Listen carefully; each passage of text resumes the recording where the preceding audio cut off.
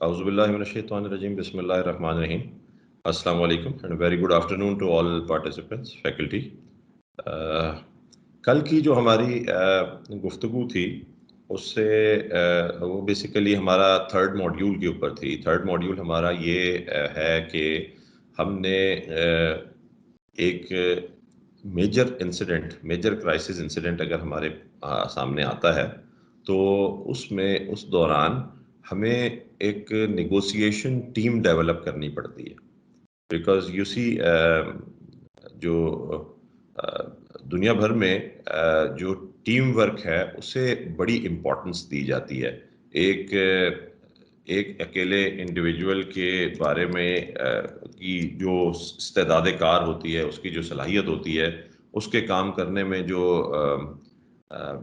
जैसे कहते हैं कि जो जो सक्सेस के चांसेस होते हैं वो उससे उसी को अगर वो एक टीम की सूरत में काम करें, भले वो टीम बहुत ज़्यादा बड़ी ना हो, वो टीम 2, 3, 4 अफराद की भी हो, तो उस टीम के काम करने से जो एफर्ट है वो मैनी टाइम्स मल्टीप्लाई हो जाती है। नॉट जस्ट लीनियर वे में कि आप 2 लोगों को समझें कि 2 लोग हुए तो एफर्ट डबल हो जाएगी, 3 हुए तो एफर्ट 3 टाइम्स हो जाएगी, बल्कि बेसिकली होता क्या है कि जो मैनी फोल्ड्स उसमें चेंज आ जाती है। क्योंकि आप जब टीम में काम कर रहे होते हैं तो हर इंसान की अपनी अपनी कुछ कैपेबिलिटीज होती हैं और उन कैपेबिलिटीज का आपको ज़रूरत होती है काम को करने में।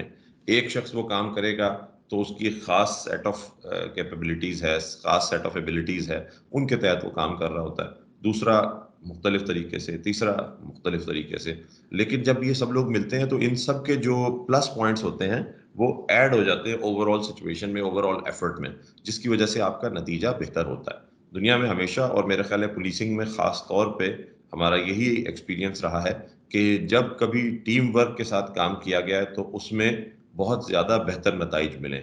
आप लोग अपनी डे टू डे पुलिसिंग में डेफिनेटली इस बात से आगाह होंगे कि अगर आप आम तौर पर जो काम सिंगुलरली कर रहे होते हैं उसमें आपको कई दिक्कतें पेश आ रही होती हैं।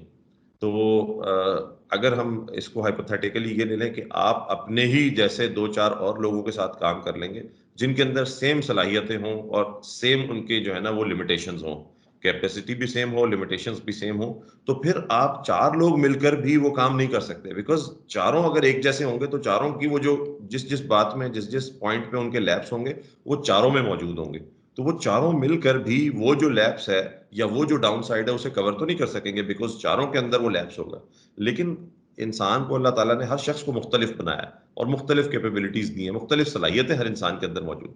आप जब 4 लोग इकट्ठे होते हैं तो अब जब हम भी कभी भी हम काम कर रहे होते हैं, हम 4 लोग इकट्ठे होते हैं तो 4 मुख्तलिफ किस्म की जो क्वालिटीज़ हैं, जो कैपेबिलिटीज़ हैं, जो सलाहियतें हैं, वो बरूए कार आ जाती हैं। उसकी वजह से आपकी कमी दूसरा शख्स पूरा कर देता है, दूसरे की कमी तीसरा शख्स पूरा कर देता है, तीसरे की कमी चौथा शख्स पूरा कर देता है और शायद उन सब की कमी आप पूरी कर रहे होते हैं।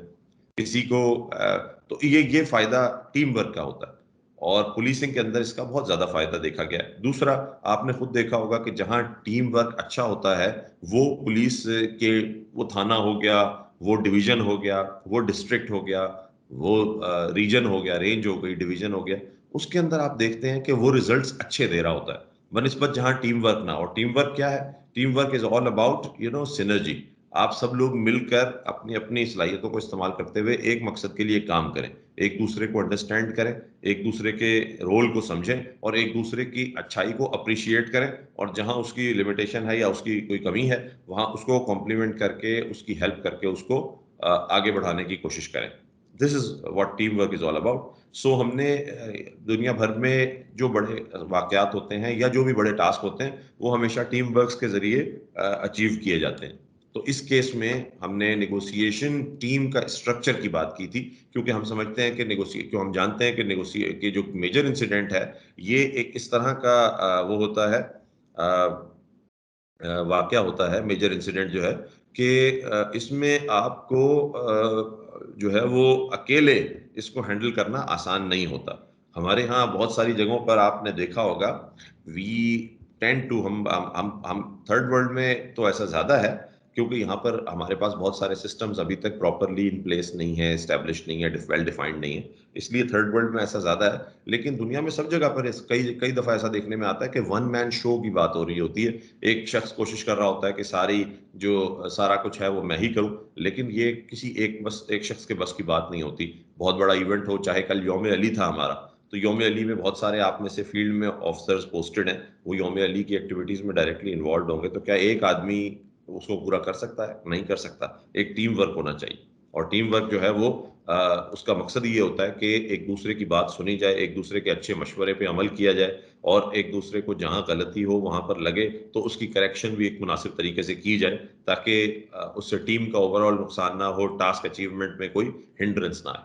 सो इसलिए आप ये देखेंगे कि हम हर बड़े और अहम काम के लिए टीम्स बनाते हैं, टीम्स एस्टैब्लिश करते हैं। और इसी तरीके से अगर क्राइसिस इंसिडेंट हो जाए, कोई मेजर क्राइसिस इंसिडेंट हो जाए, तो आप वहां पर उस सिचुएशन को हैंडल करने के लिए, और खासतौर पर उसमें होस्टेज सिचुएशन होती है, तो उसको हैंडल करने के लिए, या फिर कोई एक्सप्रेसिव सिचुएशन होती है जिसमें भले नॉन होस्टेज सिचुएशन हो, लेकिन एक शख्स या एक कुछ अफराद ऐसे हैं जिनके ऊपर इमीडिएटली कोई डेंजर जो खतरा है वो मंडला रहा है, उनको हैंडल करने के लिए एक आदमी को अगर सिर्फ जिम्मेदारी दे दी जाए तो ये मुश्किल होता है। इसलिए हम करते ही हैं कि हम एक नेगोशिएशन टीम का कॉन्सेप्ट लेकर आते हैं, और नेगोशिएशन टीम के अंदर हमने बात की थी कल कि जो इफेक्टिव नेगोशिएशन टीम है उसमें मिनिमम 3 एलिमेंट्स होने चाहिए, 3 नेगोशिएटर्स होने चाहिए, और उसमें एक प्राइमरी होगा, एक कोच होगा, एक टीम लीडर होगा। प्राइमरी जो बुनियादी मालूमात का तबादला कर रहा होगा, कोच जो इसको गाइड कर रहा होगा कि किस तरफ चलना है, और टीम लीडर इस टीम को खुद लीड भी कर रहा होगा,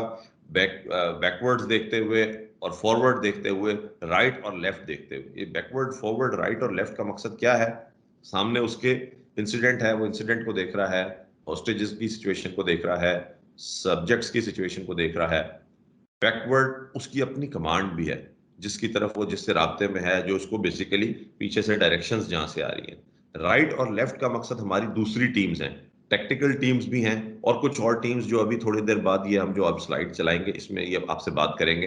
तो इसीलिए उसको चारों तरफ देखना है टीम लीडर को।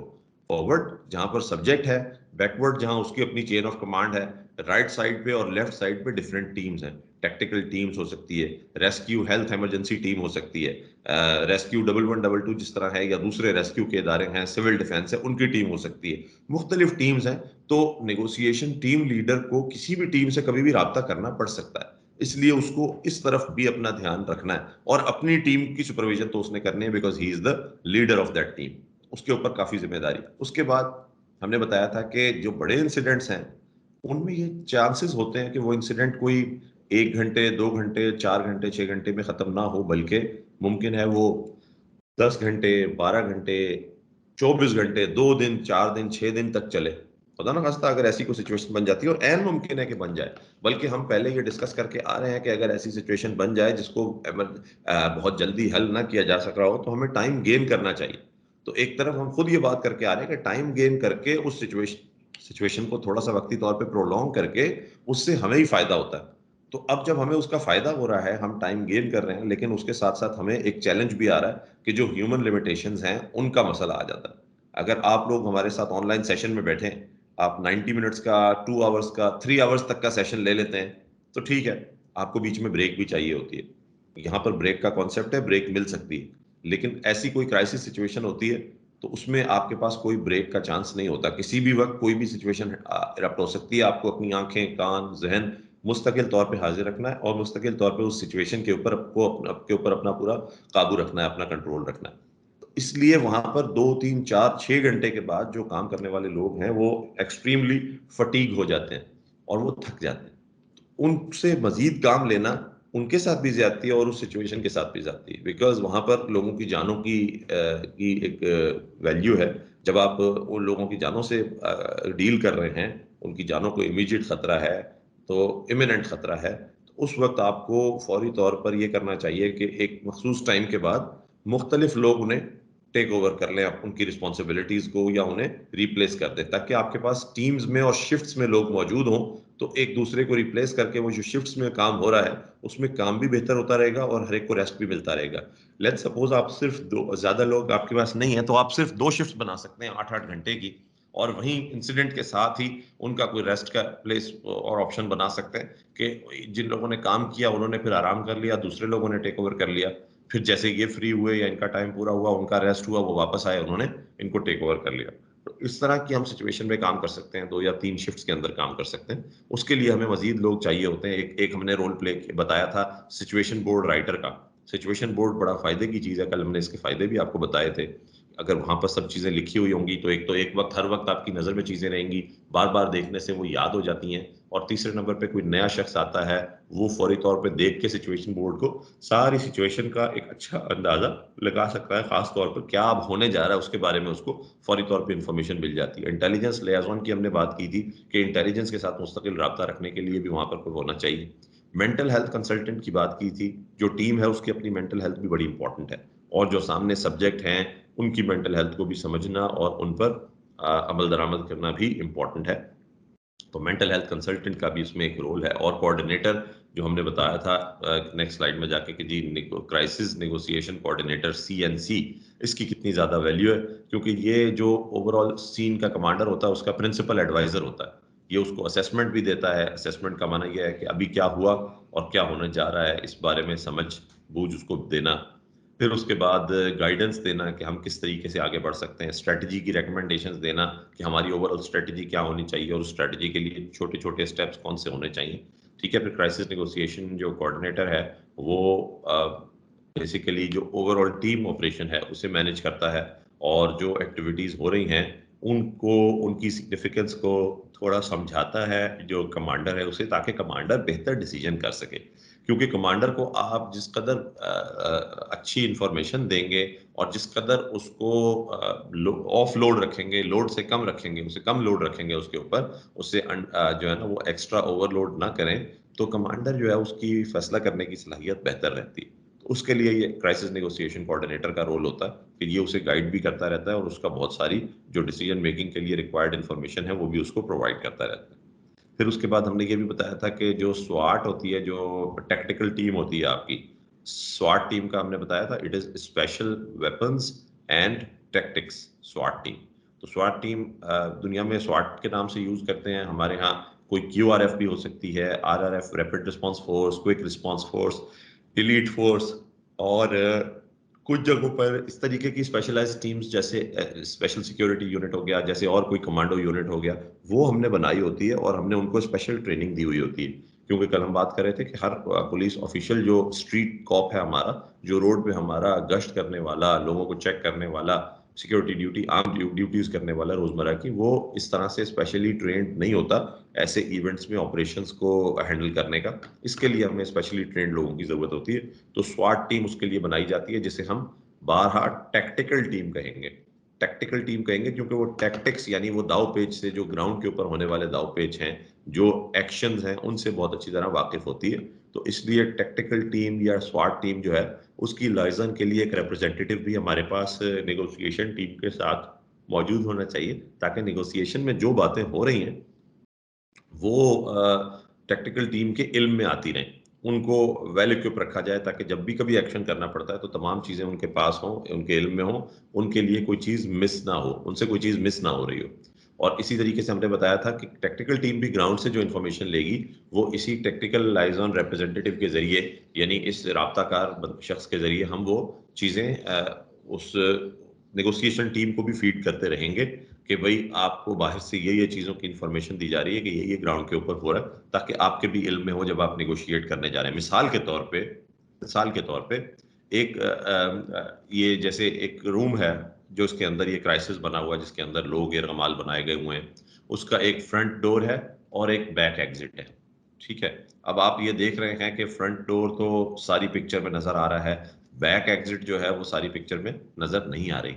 वहां आपने अपनी स्वाट टीम को के कुछ लोगों को डिप्लॉय कर दिया कि अगर ये वहां से एग्जिट करने की कोशिश करें या वहां से एस्केप करने की कोशिश करें तो इन्हें काबू किया जा सकेगा और इन पे नजर रखी जा सकेगी।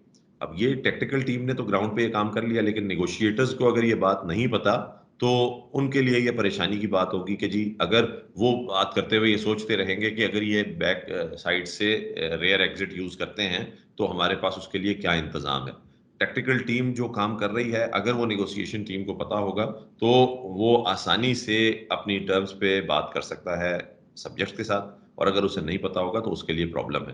तो हमने ये बताया था कि ये दोनों तरफ इंफॉर्मेशन का फ्लो होता है, from the technical team towards negotiation team also, और फिर नेगोशिएशन टीम से भी टेक्निकल टीम की तरफ जाती है इंफॉर्मेशन। सो ये इंफॉर्मेशन का टू एंड फ्रो मूवमेंट है, या बोथ वेज मूवमेंट है, और ये खासा इम्पॉर्टेंट है इसका रोल नेगोशिएशन टीम का, और जो टेक्निकल लाइजन रिप्रेजेंटेटिव है, इनकी आपस में जो कोऑर्डिनेशन का रोल है वो बड़ा इम्पॉर्टेंट है।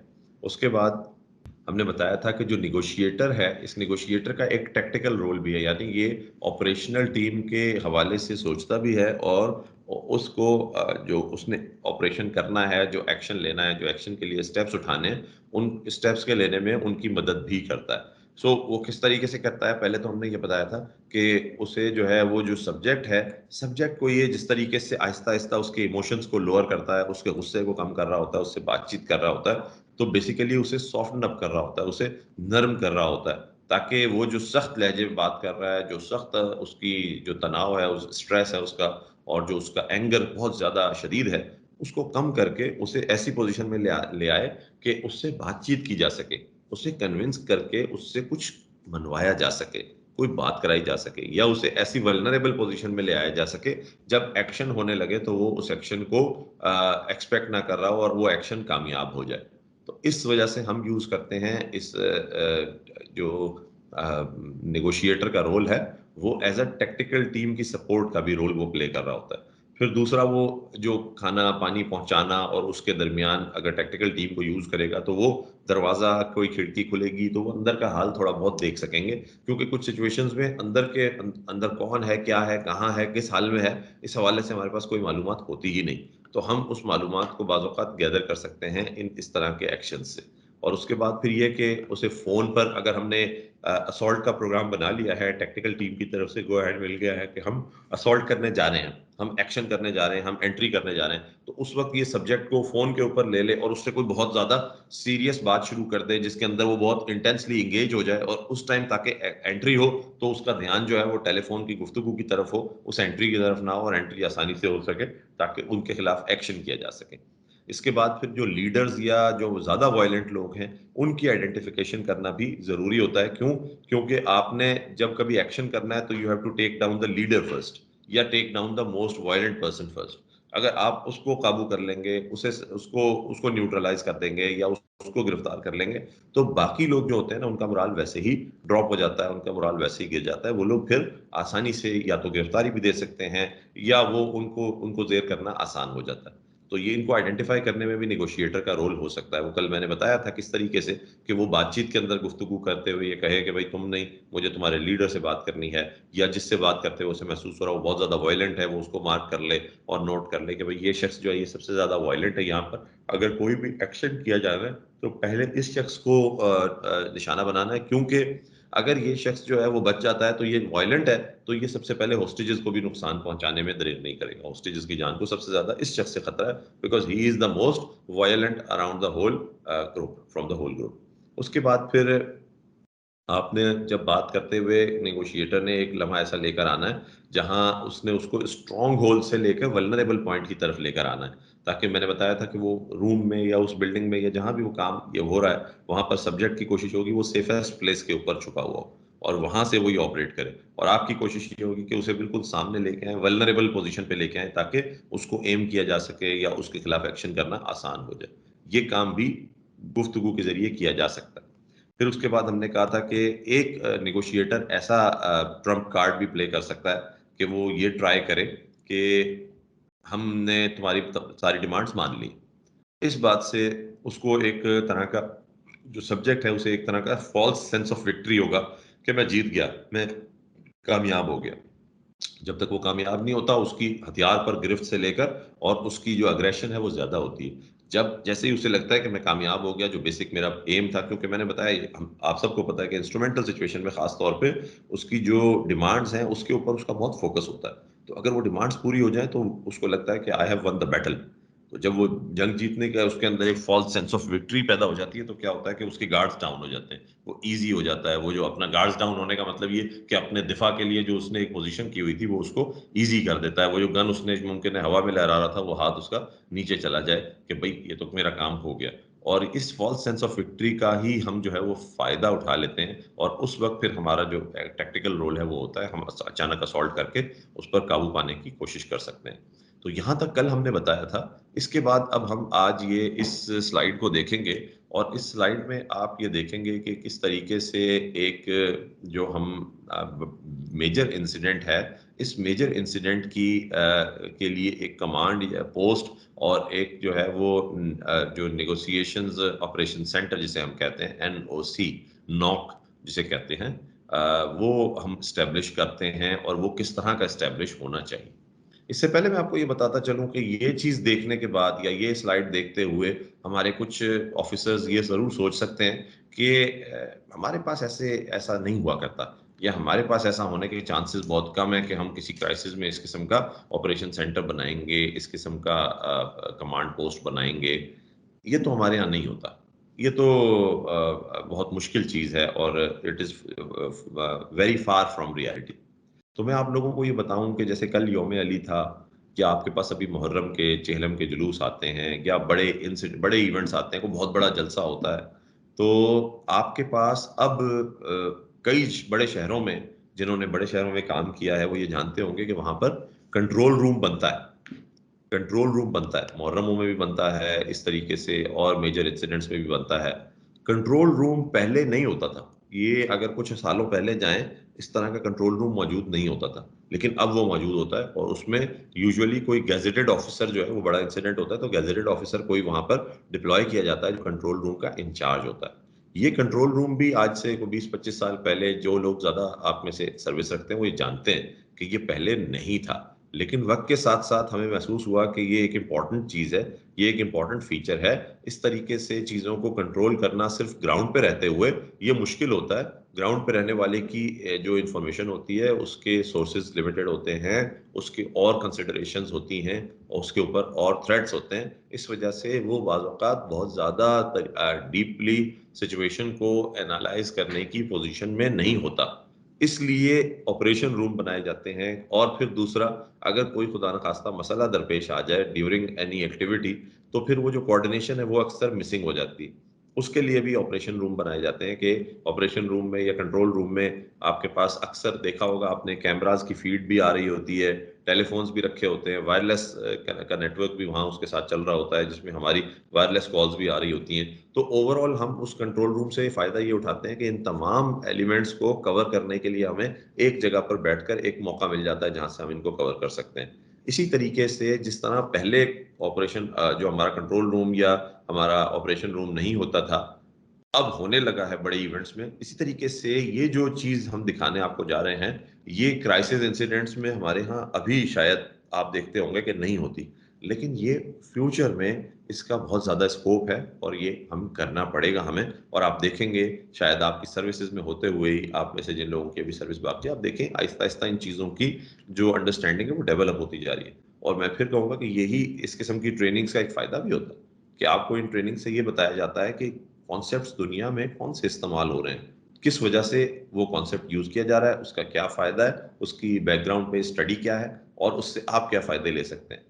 फिर आपको एक एडाप्टेबिलिटी का वर्ड होता है कि आप उस सिचुएशन, उस चीज़ को, उस थ्योरी को, उस कॉन्सेप्ट को अपने यहाँ, अपने जो सर्कमस्टांसेस और एनवायरनमेंट है, उसके हिसाब से एडाप्ट भी कर सकते हैं। एडाप्टेशन और एडॉप्ट करने में फ़र्क ये है कि एडाप्टेशन में आप उसको अपने हालात के मुताबिक ढाल सकते हैं, थोड़ा-सा तरमीम कर सकते हैं, चेंज कर सकते हैं कि जो आपके लिए ज़्यादा सूटेबल हो जाए। सो यहाँ पर कमांड पोस्ट का हम और नेगोशिएशन ऑपरेशन सेंटर की हमने बात करनी है। इसकी तरफ हम आते हैं स्लाइड पे। इसमें सबसे पहले आप राइट साइड पर अगर देख रहे हो, तो जो आपका बॉक्स, मेजर बिग बॉक्स जो है राइट साइड पे, इसके ऊपर लिखा हुआ है नेगोशिएशन ऑपरेशन सेंटर, यानी कि मुज़ाकराती ऑपरेशन सेंटर, जिसे हम एनओसी कह रहे हैं। ये आपका जो मेजर बॉक्स है, ठीक है। दूसरे नंबर पे जो आपका लेफ्ट साइड पे बॉक्स है, उस पे लिखा हुआ है सीपी, यानी कमांड पोस्ट। कमांड पोस्ट, और एक तरफ मुज़ाकराती ऑपरेशन सेंटर। अब आपका बेसिकली हम एनओसी से शुरू करते हैं, मुज़ाकराती जो operation centre, negotiation operation centre, यहाँ से शुरू करते हैं। तो इसके अंदर सबसे पहला जो शख्स आपको यानी 1 2 3 करके जो नजर आ रहा है, ये तीनों नेगोशिएशन टीम के मेंबर्स हैं। जैसे कल हमने बताया था, आज रिव्यू भी किया था कि 3 मेंबर्स होने चाहिए नेगोशिएशन टीम में, इफेक्टिव नेगोशिएशन टीम में 3 मेंबर्स होते हैं, जिनमें से एक प्राइमरी होता है, जिसके साथ देखें आप बुनियादी जिसे कहा जा रहा है, उसके साथ एक फ़ोन भी रखा हुआ है, क्योंकि बुनियादी कौन है? जो बेसिकली बातचीत कर रहा है। उसके साथ टेलीफ़ोन दिखाया गया है, मुज़ाकराती फ़ोन, यानी कि जिस टेलीफ़ोन के ज़रिए बातचीत हो रही है या जो भी मोड ऑफ़ कम्युनिकेशन इस्तेमाल किया जा रहा है, वो प्राइमरी जो आपका नेगोशिएशन टीम मेंबर है, उसके पास होता है। पहली गुफ्तगू उसकी हो रही होती है। आजकल स्पीकर की भी ऑप्शन मौजूद है, लेकिन बाज़ औक़ात स्पीकर यूज़ नहीं किया जाता, क्योंकि बहुत सारे लोग होते हैं, तो हर एक को हर बात नहीं बतानी होती और बाज़ औक़ात हर एक की बात वहाँ स्पीकर के ज़रिए दूसरी साइड पहुँच सकती है, वो भी नहीं करनी होती। तीसरी बात, बाज़ औक़ात जो आपका सब्जेक्ट है, वो भी बड़ा स्मार्ट है, वो फ़ील कर लेता है कि हाँ, स्पीकर ओपन हुआ हुआ है, तो वो आपको कहता है कि स्पीकर के ऊपर फिर वो बात नहीं करता बाज़ औक़ात। आप इसलिए फ़ोन रखा हुआ है या वायरलेस रखा हुआ है, जो भी है, तमाम आपके पास ऑप्शंस होने चाहिए। और यहाँ मैं ये भी चीज़ कहूँगा आपसे कि हम कभी भी कोई बड़ा इंसिडेंट हैंडल करने जा रहे हों या कोई बड़ा ऑपरेशन करने जा रहे हों, कोई मेजर इवेंट को हम ऑर्गेनाइज़ करने जा रहे हों, तो हमें अपनी जो सप्लाइज़ हैं, उनको बड़ा ख़्याल रखने की ज़रूरत होती है। यानी आपके पास टेलीफ़ोन है, आप टेलीफ़ोन से बात कर रहे हैं, बात कर रहे हैं। आपको जनाब जिस टेलीफ़ोन से आप बात कर रहे हैं, आपको अंदाज़ा ही नहीं होता, उस टेलीफ़ोन की चार्जिंग खत्म हो जाती है।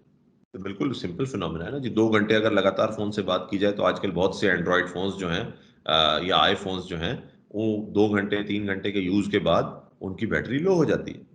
अब वो जो बैटरी चार्जिंग खत्म होती है, तो अचानक फ़ोन बंद हो जाता है।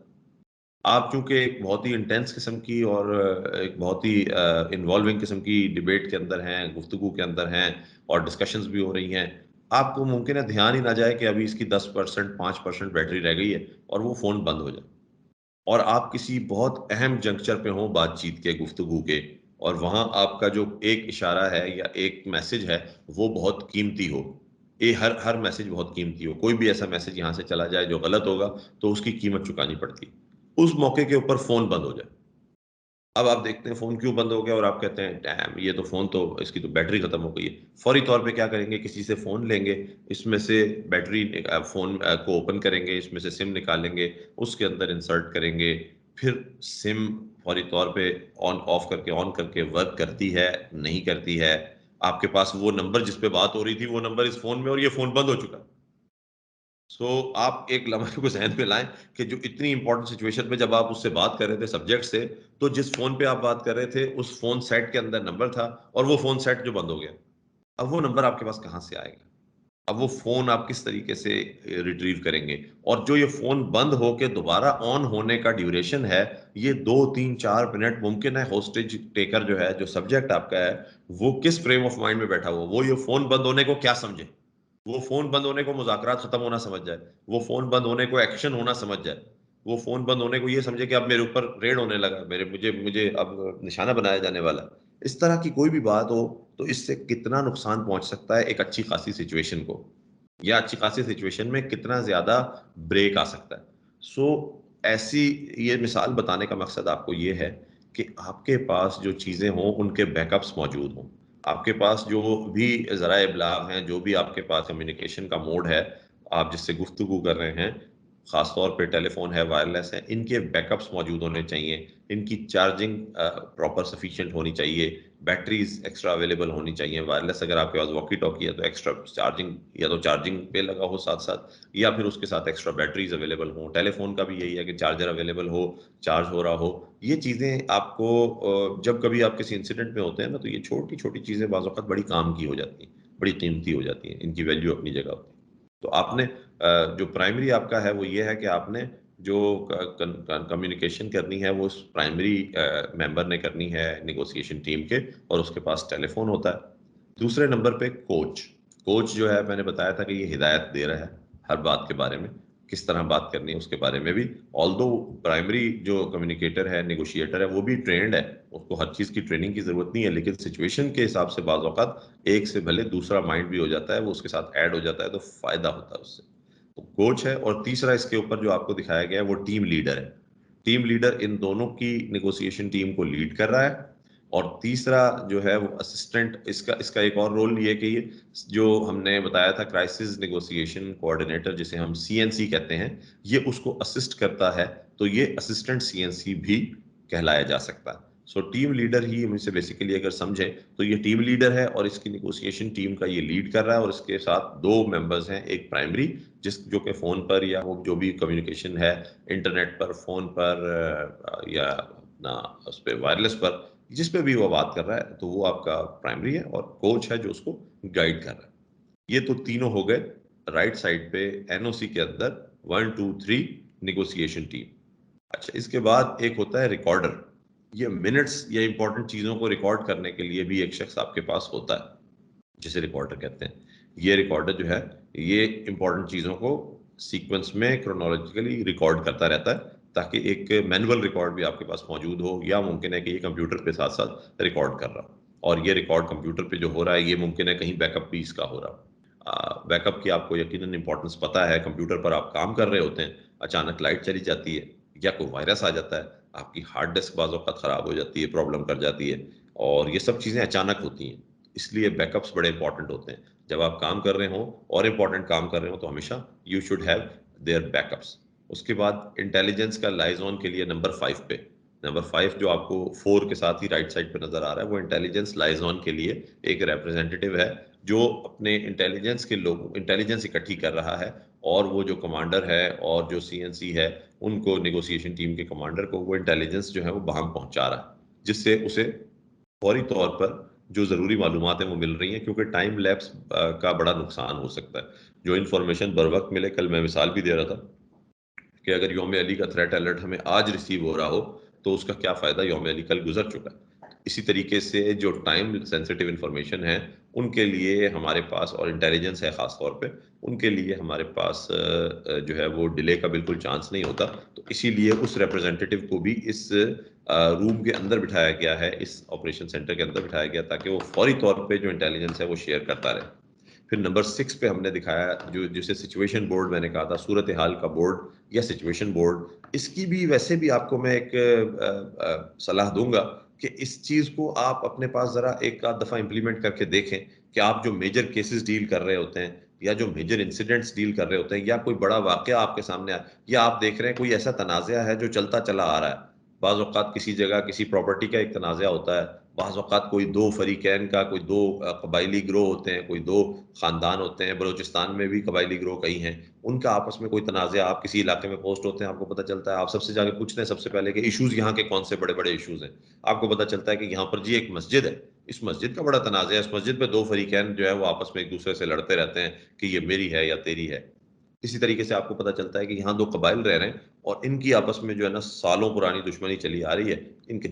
आप अगर उन सिचुएशंस को एक जगह इसी तरीके से एक ब्रॉड जगह पर, एक खुली जगह पर, वाज़ेह जगह पर लिख करके, और उसके मुख्तलिफ फैक्टर्स को वहाँ पर नोट करके, फिर आप उसका सॉल्यूशन ढूँढने की कोशिश करें, आपको ये फ़ायदा देगा, और आपको इससे शायद इसे सॉल्व करने में कुछ एक्स्ट्रा मदद मिल जाएगी। आप ये ज़रूर तजर्बा करके देखिएगा, और मेरे ख्याल में ये एक अच्छी एक्सरसाइज़ होती है। सो ये सूरत हाल का बोर्ड या जो सिचुएशन बोर्ड है, इसका राइटर भी है। इसकी अहमियत कल हम आपको बता चुके हैं तफसील से। फिर इसके बाद आपके पास दूसरी तरफ जो लेफ्ट साइड पे बिग जो बॉक्स आपका बना हुआ है ओवरऑल, उसके ऊपर लिखा हुआ है command post CP. Command post पे आपके ज़ाहिर है जो कमांडर है वो होना चाहिए।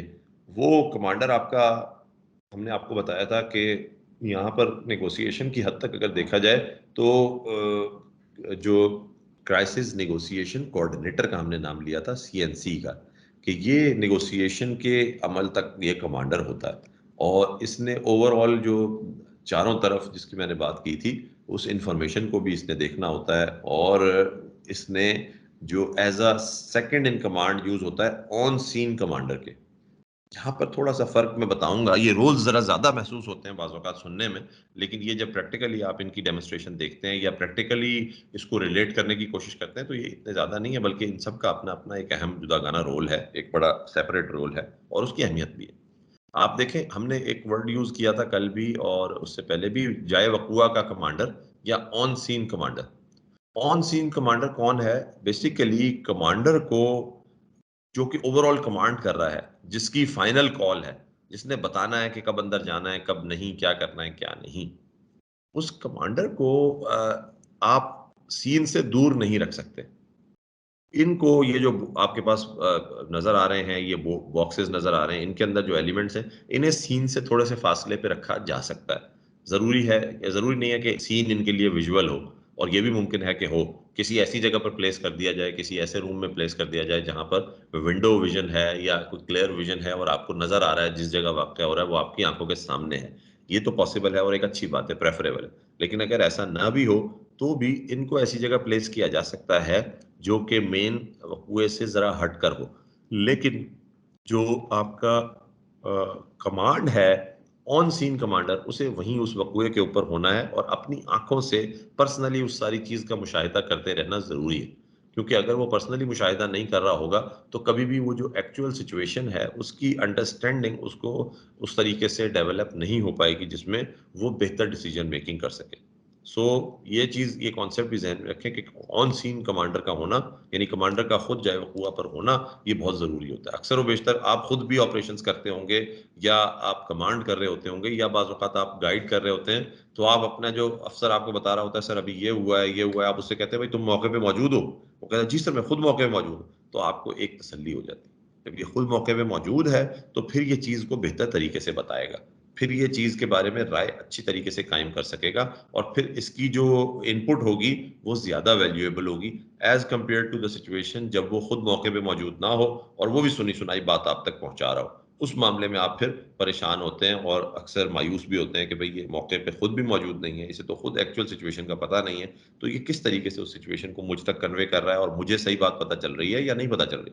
आप खुद भी इसमें तज़ब्ज़ुब का शिकार हो जाते हैं। सो ऑन सीन कमांडर का होना बड़ा ज़रूरी है। यहाँ पर, जहाँ पर हम कमांड पोस्ट बना रहे हैं, यहाँ हमारा क्राइसिस नेगोशिएशन कोऑर्डिनेटर है, जो कि कमांडर का जो ऑन सीन कमांडर का सेकंड इन कमांड था, और जो उसे असेसमेंट भी दे रहा था, जो उसे गाइडेंस भी दे रहा था, और उसे एक रिकमेंडेशंस भी दे रहा था टुवर्ड्स दी स्ट्रेटजी, कि हमने क्या स्ट्रेटजी रखनी है और अपनी स्ट्रेटजी को इम्प्लीमेंट करने के लिए स्टेप बाय स्टेप हमें कौन से स्टेप्स लेने की ज़रूरत है।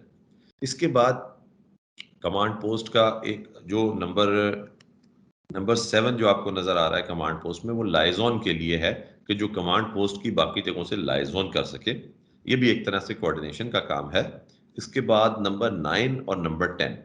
नंबर 9 में आप बिहेवियरल प्रोफाइलर कह सकते हैं या मेंटल हेल्थ कंसल्टेंट कह सकते हैं, जो कि बिहेवियर को और मेंटल हेल्थ को देख रहा है, उन चीज़ों को नोट कर रहा है कि यहाँ जो सामने सब्जेक्ट है उसका बिहेवियर क्या है, उसके बिहेवियर के क्या पैटर्न सामने आ रहे हैं, कौन-सी बातें उसे ऑफेंड करती हैं, कौन-सी बातों पे वो हमारे नज़दीक आता है या हमारी बात को सुनने की तरफ आमादा होता है। वो हर-हर वर्ड पे और हर-हर बोले जाने वाले लफ्ज़ के रिएक्शन पे गौर कर रहा होता है।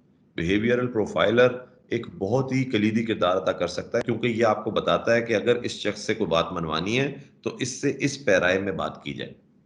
ये मैं वैसे भी आपको बताऊँ कि जो लोग हमारे दरमियान, आप ये इंटरनेट के ऊपर गूगल वगैरह मौजूद होता है, हम बाज़ औक़ात जो है वो इंटरनेट के ऊपर बैठे तो होते हैं और हमें लग रहा होता है हम कोई काम का काम कर रहे हैं, लेकिन हम बाज़ औक़ात सिर्फ़ और सिर्फ़ वो सर्फिंग करके टाइम को पास कर रहे होते हैं, और बहुत सी ऐसी चीज़ें होती हैं जो इंटरनेट पे मौजूद हैं, बहुत काम की हैं, लेकिन हम उस तरफ नहीं जा रहे होते।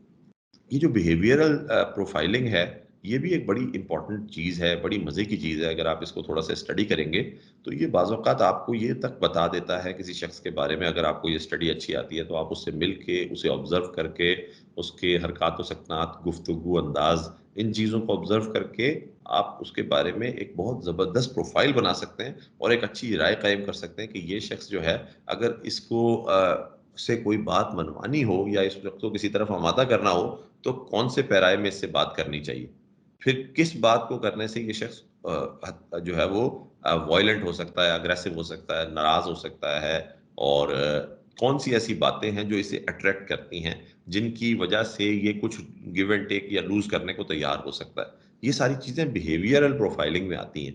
तो जो जिसे हम रवैये की तशख़ीस कहते हैं, तो अगर रवैये की कोई तशख़ीस कर ले, तो वो जो है वो बड़ा फ़ायदा दे सकता है पूरी टीम को। और आखिर में नंबर 10 पे हमने बताया कि जो टैक्टिकल हमारा लाइज़ॉन है, जो टैक्टिकल टीम के साथ कोऑर्डिनेट कर रहा है, वो होता है, क्योंकि टैक्टिकल टीम जो है, टैक्टिकल या ऑपरेशनल टीम या असॉल्ट टीम, वो ग्राउंड के ऊपर उसको कोई ना कोई लाइजॉन करके बताएगा और उससे लाइजॉन करके कोई चीजें हासिल करेगा, इंफॉर्मेशन हासिल करेगा। सो टैक्टिकल टीम से लाइजॉन करने के लिए जो नंबर 10 पे हमने दिखाया है, ये एक शख्स होता है जो टैक्टिकल टीम से लाइजॉन करने के लिए यहाँ पर रखा जाता है, जिसका मकसद ये है कि वो टेक्निकल टीम से हर वक्त राब्ते में रहे और वो बताए कि टेक्निकल टीम को मुख्तलिफ तरह का इनपुट दे और उनसे मुख्तलिफ किस्म की इंफॉर्मेशन लेके निगोसिएशन टीम को दे, क्योंकि हमने बताया था कि इंफॉर्मेशन का यहाँ फ्लो जो है वो टू वे होता है। सो ये था जो हमारा एक इंसिडेंट, एक मेजर इंसिडेंट होता है तो क्राइसिस निगोसिएशन टीम का, उसमें क्या कॉन्सेप्ट है। ये हमारा थर्ड मॉड्यूल है जो तकरीबन इस पे इख्तिताम पे पहुंचता है। मैं आपसे कहूंगा कि आप काफ़ी मेंबर्स अभी मौजूद हैं, मेरा ख्याल है वो 10 13 5 कुछ 13 14 15 मेंबर्स मौजूद हैं, अगर मुझे गलत नहीं। तो आप तमाम लोगों को कहूंगा कि इस हवाले से कोई भी क्वेश्चन अभी तक का है इन पहले 3 मॉड्यूल्स में से, तो पहले वो क्वेश्चन कर लें, फिर हम जरा आगे बढ़ेंगे। किसी के पास कोई भी क्वेश्चन है या कोई भी क्वेरी है तो ये कर लें। और साथ साथ मैं ये भी पूछना, अब्दुल करीम साहब ने हैंड रेज किया, तो गुड जी आप पूछें, कोई बात आप कहना चाहते हैं या कोई आप ऑब्जर्वेशन शेयर करना चाहते हैं। सर ये सीपी राब्ता-कार और तकनीकी राब्ता-कार इनके दरमियान कोई फर्क? बेसिकली ये जो तकनीकी राब्ता कार है, इसे हम टैक्टिकल टीम के साथ लाइजॉन करने वाला शख्स कह रहे हैं। ये होता है टैक्टिकल ट्रेनिंग क्या ही हामिल होता है, और ये टैक्टिकल टीम के साथ बातचीत करता है। टैक्टिकल टीम असॉल्ट टीम, या वो टीम जिसने ग्राउंड पे असॉल्ट करनी है। मिसाल के तौर पे आप कहीं जहां निगोसिएशन रूम है वहां बैठे हैं, जिस जगह बैठे हैं, मैं बैठा हूं, ये हम निगोसिएशन रूम समझ लें, निगोसिएशन ऑपरेशन सेंटर समझ लें। यहाँ पर हमें टैक्टिकल टीम के साथ का जो लाइजॉन है, उसके लिए एक बंदा चाहिए होता है। अगर आपके पास वाकई स्पेशलाइज्ड टीम्स मौजूद हैं, तो उनकी बड़ी स्पेशलाइज्ड रिक्वायरमेंट्स होती हैं और उनकी बड़ी स्पेशलाइज्ड डायनेमिक्स होती हैं। उनको समझने के इस्तेदाद निगोशिएटर्स में नहीं होती बाज़ औक़ात। निगोशिएटर तो सिर्फ ये कह सकता है कि मेरी बात हो गई है और अब ये काम कर दो। टेक्निकल टीम को वो काम करने के लिए क्या रिक्वायरमेंट्स हैं, कब वो सब कुछ करने के लिए रेडी होगी, कब वो ये काम करने के काबिल हो सकेगी, ये टेक्निकल टीम का लाइजॉन जो ऑफिसर बैठा है वही बता सकता है। उसको वो कहेगा कि सर सिचुएशन पे बिल्डिंग का चौथा फ्लोर है, हम अभी सब नीचे हैं, आपके लास्ट ऑर्डर के मुताबिक हमें से कोई ऊपर नहीं गया और इस वक्त लिफ्ट बंद है और सीढ़ी जो है वो एक ही मौजूद है, तो हमें ये सारी चीजें ऊपर पहुंचाने में 10 मिनट का वक्त दरकार है। ये बात टेक्निकल टीम का जो रिप्रेजेंटेटिव है, जो वहां ग्राउंड पे राब्ते में है, वही बता सकता है नेगोशिएशन टीम को, वरना कोई और ये बात इस तरह से बेहतर तरीके से नहीं बता सकता। या वो बताए कि फला इक्विपमेंट जिसको आप ऊपर पहुंचाने की बात कर रहे हैं, वो ऊपर पहुंच नहीं सकता, रास्ता तंग है और रास्ता हमारे पास मौजूद नहीं है, उन्होंने मेन रास्ते बंद किए हुए हैं। इस तरह की चीजें टेक्निकल टीम का जो राब्ताकार है, जिसे नंबर 10 पे जिसे तकनीकी राब्ताकार लिखा हुआ है, ये करता है। जबकि जो सीपी राब्ताकार है, कमांड पोस्ट की लाइजॉन, बेसिकली कमांड पोस्ट और आपकी जो ये है निगोसिएशन ऑपरेशन सेंटर, इनको हमने डिटैच दिखाया, ये 2 बॉक्सेस दिखाए हैं। तो उस तरफ से यहाँ जो टाइम टू टाइम इंफॉर्मेशन की शेयरिंग है, वो सीपी लाइजॉन कर रहा है। वो इंफॉर्मेशन शेयर कर रहा है, वो टेक्निकल टीम से राब्ते में नहीं है, वो कमांड पोस्ट में बैठा हुआ है और निगोसिएशन टीम के साथ जो टाइम टू टाइम कोऑर्डिनेशन है सिर्फ वो कर रहा है। वो निगोसिएशन टीम तक तो बात कर सकता है, टेक्निकल टीम के हवाले से ना वो कोई बात कर सकता है, ना उसके पास कोई इंफॉर्मेशन है, ना उसके पास टेक्निकल ट्रेनिंग है। ये इसी तरह समझ लें कि जैसे हमने ग्राउंड के ऊपर, अब हमारे यहाँ एक स्पेशलाइज्ड फोर्स है, आरआरएफ, रैपिड रिस्पांस फोर्स, जिसने मैंने कल परसों भी जिक्र किया था कि उसने एक्सपो सेंट, उसने जो वो स्टॉक एक्सचेंज का जिसने हमला नाकाम बनाया था।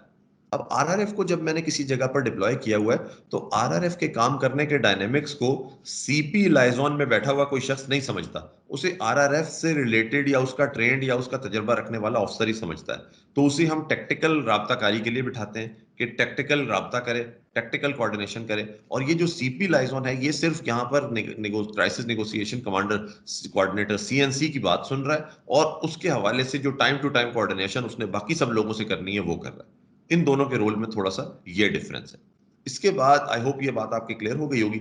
इसके बाद मैं ये चाहूंगा कि आप लोग जो हैं, जो तमाम ऑफिसर्स हैं, आप में से किसी को कभी रमजान के हवाले से, मुहर्रम के हवाले से, या किसी मेजर इंसिडेंट के हवाले से, इलेक्शंस के हवाले से, किसी कंट्रोल रूम में, किसी ऑपरेशन सेंटर में काम करने का तजर्बा हो, तो वो हमें बताए कि उसने अपने तजर्बे में आज जो हमने बातें की हैं इसके हवाले से क्या देखा है या वो क्या समझता है।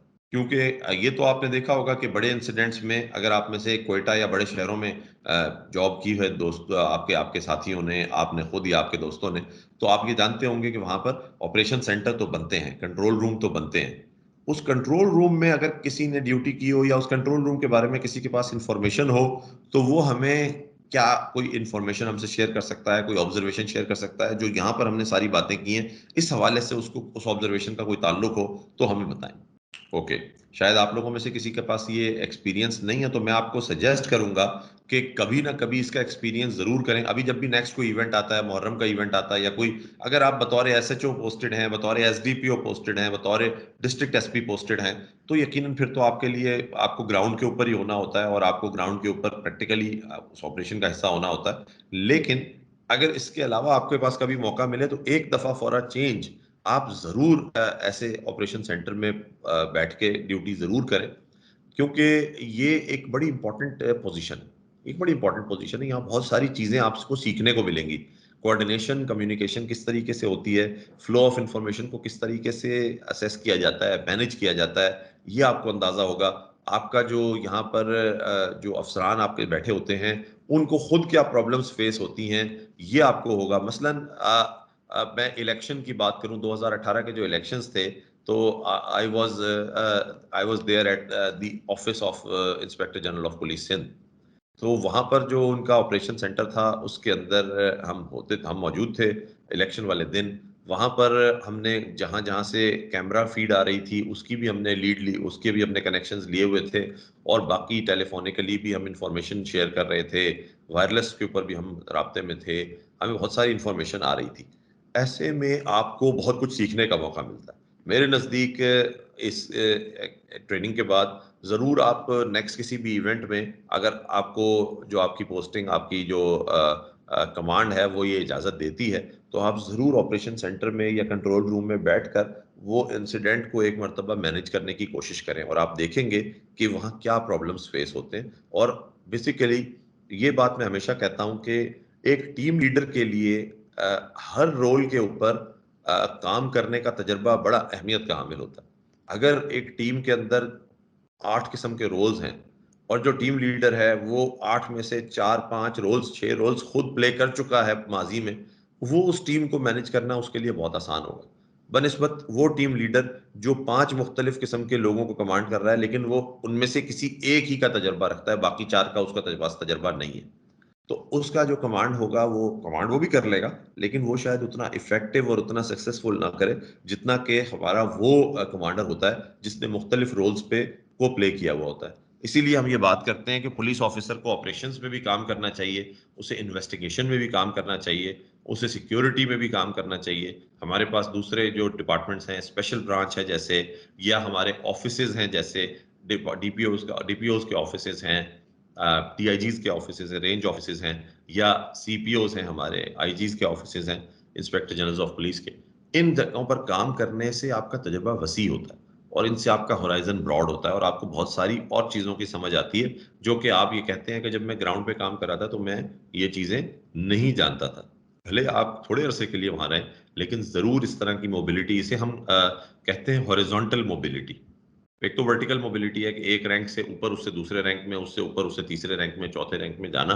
एक हॉरिजॉन्टल मोबिलिटी होती है कि with in the same rank या एट द सेम टियर आप राइट लेफ्ट जो डिफरेंट और दूसरी ऑप्शंस हैं, डिफरेंट ऑफ और दूसरी पोजीशंस हैं, वहां पर मूव करें टू एंड फ्रो, और वहां पर मूव करके आप उनको भी सीखें और उनमें क्या प्रॉब्लम्स फेस आते हैं उनसे भी वाकिफ हों। सो ये आपका तीसरा जो मॉड्यूल है, ये कंप्लीट हो गया है। तज्जिया तो हमने आपसे किया, अभी जैसे हमने आपसे असेसमेंट की है, एक बात की है आपसे। अब हम असाइनमेंट की तरफ जाएंगे कि आज का हमारा असाइनमेंट कौन सा है। ओके, सो हमारा असाइनमेंट कुछ इस तरह का है, जो कि आपसे हम चाहेंगे कि आप किसी वक्त ये अपने अपने जगह पर ये करके देखें, और इसमें थोड़ी सी आपको जो है वो एक काइंड ऑफ जो एक प्रैक्टिकल एक्सपोजर है इस सारी एक्सरसाइज का, ये भी हो जाएगा एक तरह से। और दूसरा, आपको यकीनन ये चीज़ थोड़ा सा मजीद जो कॉन्सेप्ट्स यहाँ पर डिस्कस हो रहे हैं उनको समझने में मदद देगी। वो ये कि आप जो निगोशिएशन टीम है, इसकी मुख्तलिफ जो पोजीशंस हमने आपको अभी बताई हैं, इनके अंदर लोगों को प्लेस करें। आप अपने साथ एक टीम बनाएं, 5 लोगों की, 7 लोगों की, 10 लोगों की एक टीम बनाकर उनके अंदर फिर ये जो मुख्तलिफ हमने आपको अभी रोल्स बताए हैं, इन रोल्स को असाइन करें लोगों को। ये रोल असाइनमेंट वैसे भी मैंने आपको बताया था कि बड़ी इंपॉर्टेंट होती है। Everyone's job is no one's job. जो काम सबको दे दिया जाए वो कोई भी नहीं कर पाता सही तरीके से अक्सर। उसमें होता क्या है कि हम रोल्स असाइन करें, किसने क्या काम करना है वो वाज़ेह करें। तो हमने आपको जिस तरह अभी रोल्स बताए हैं, इस तरह के रोल्स असाइन करके अगर आप एक मॉक एक्सरसाइज करें, तो आपको बड़ा फ़ायदा हो सकता है। तो हमने इसमें ये बात कही है इस असाइनमेंट में, इसको आप अपने टाइम के ऊपर किसी वक़्त भी कर सकते हैं। रोल असाइनमेंट ये कि आपने आपके सामने एक वाक़या आने वाला है, जैसे खुदा-न-ख़ास्ता रियल में भी आ सकता है लाइफ़ में। अभी आपके सामने जैसे एक सिर्फ़ और सिर्फ़ असाइनमेंट की हद तक एक वाक़या आपके सामने आने वाला है, लेकिन आप इसको प्रैक्टिकल एस्पेक्ट्स के साथ देखें।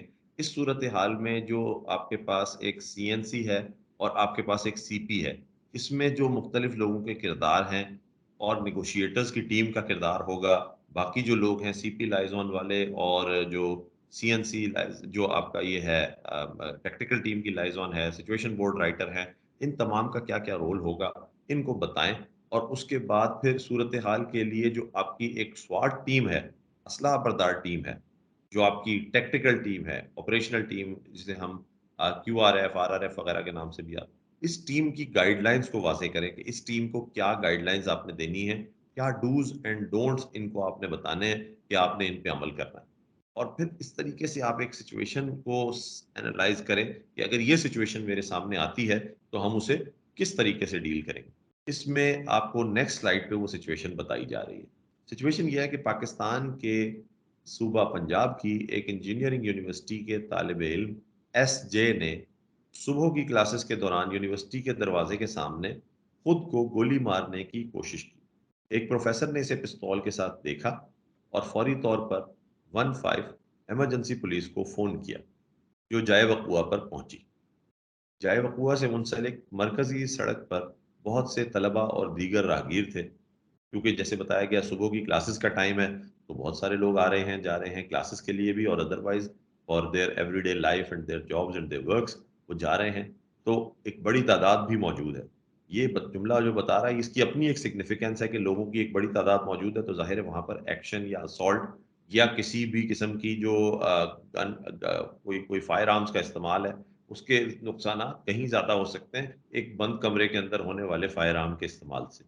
अच्छा, पुलिस को एसजे के साथी तालिब इल्मों से पहली मालूमात मिली कि इसके असातिज़ा ने इसे तंग किया है।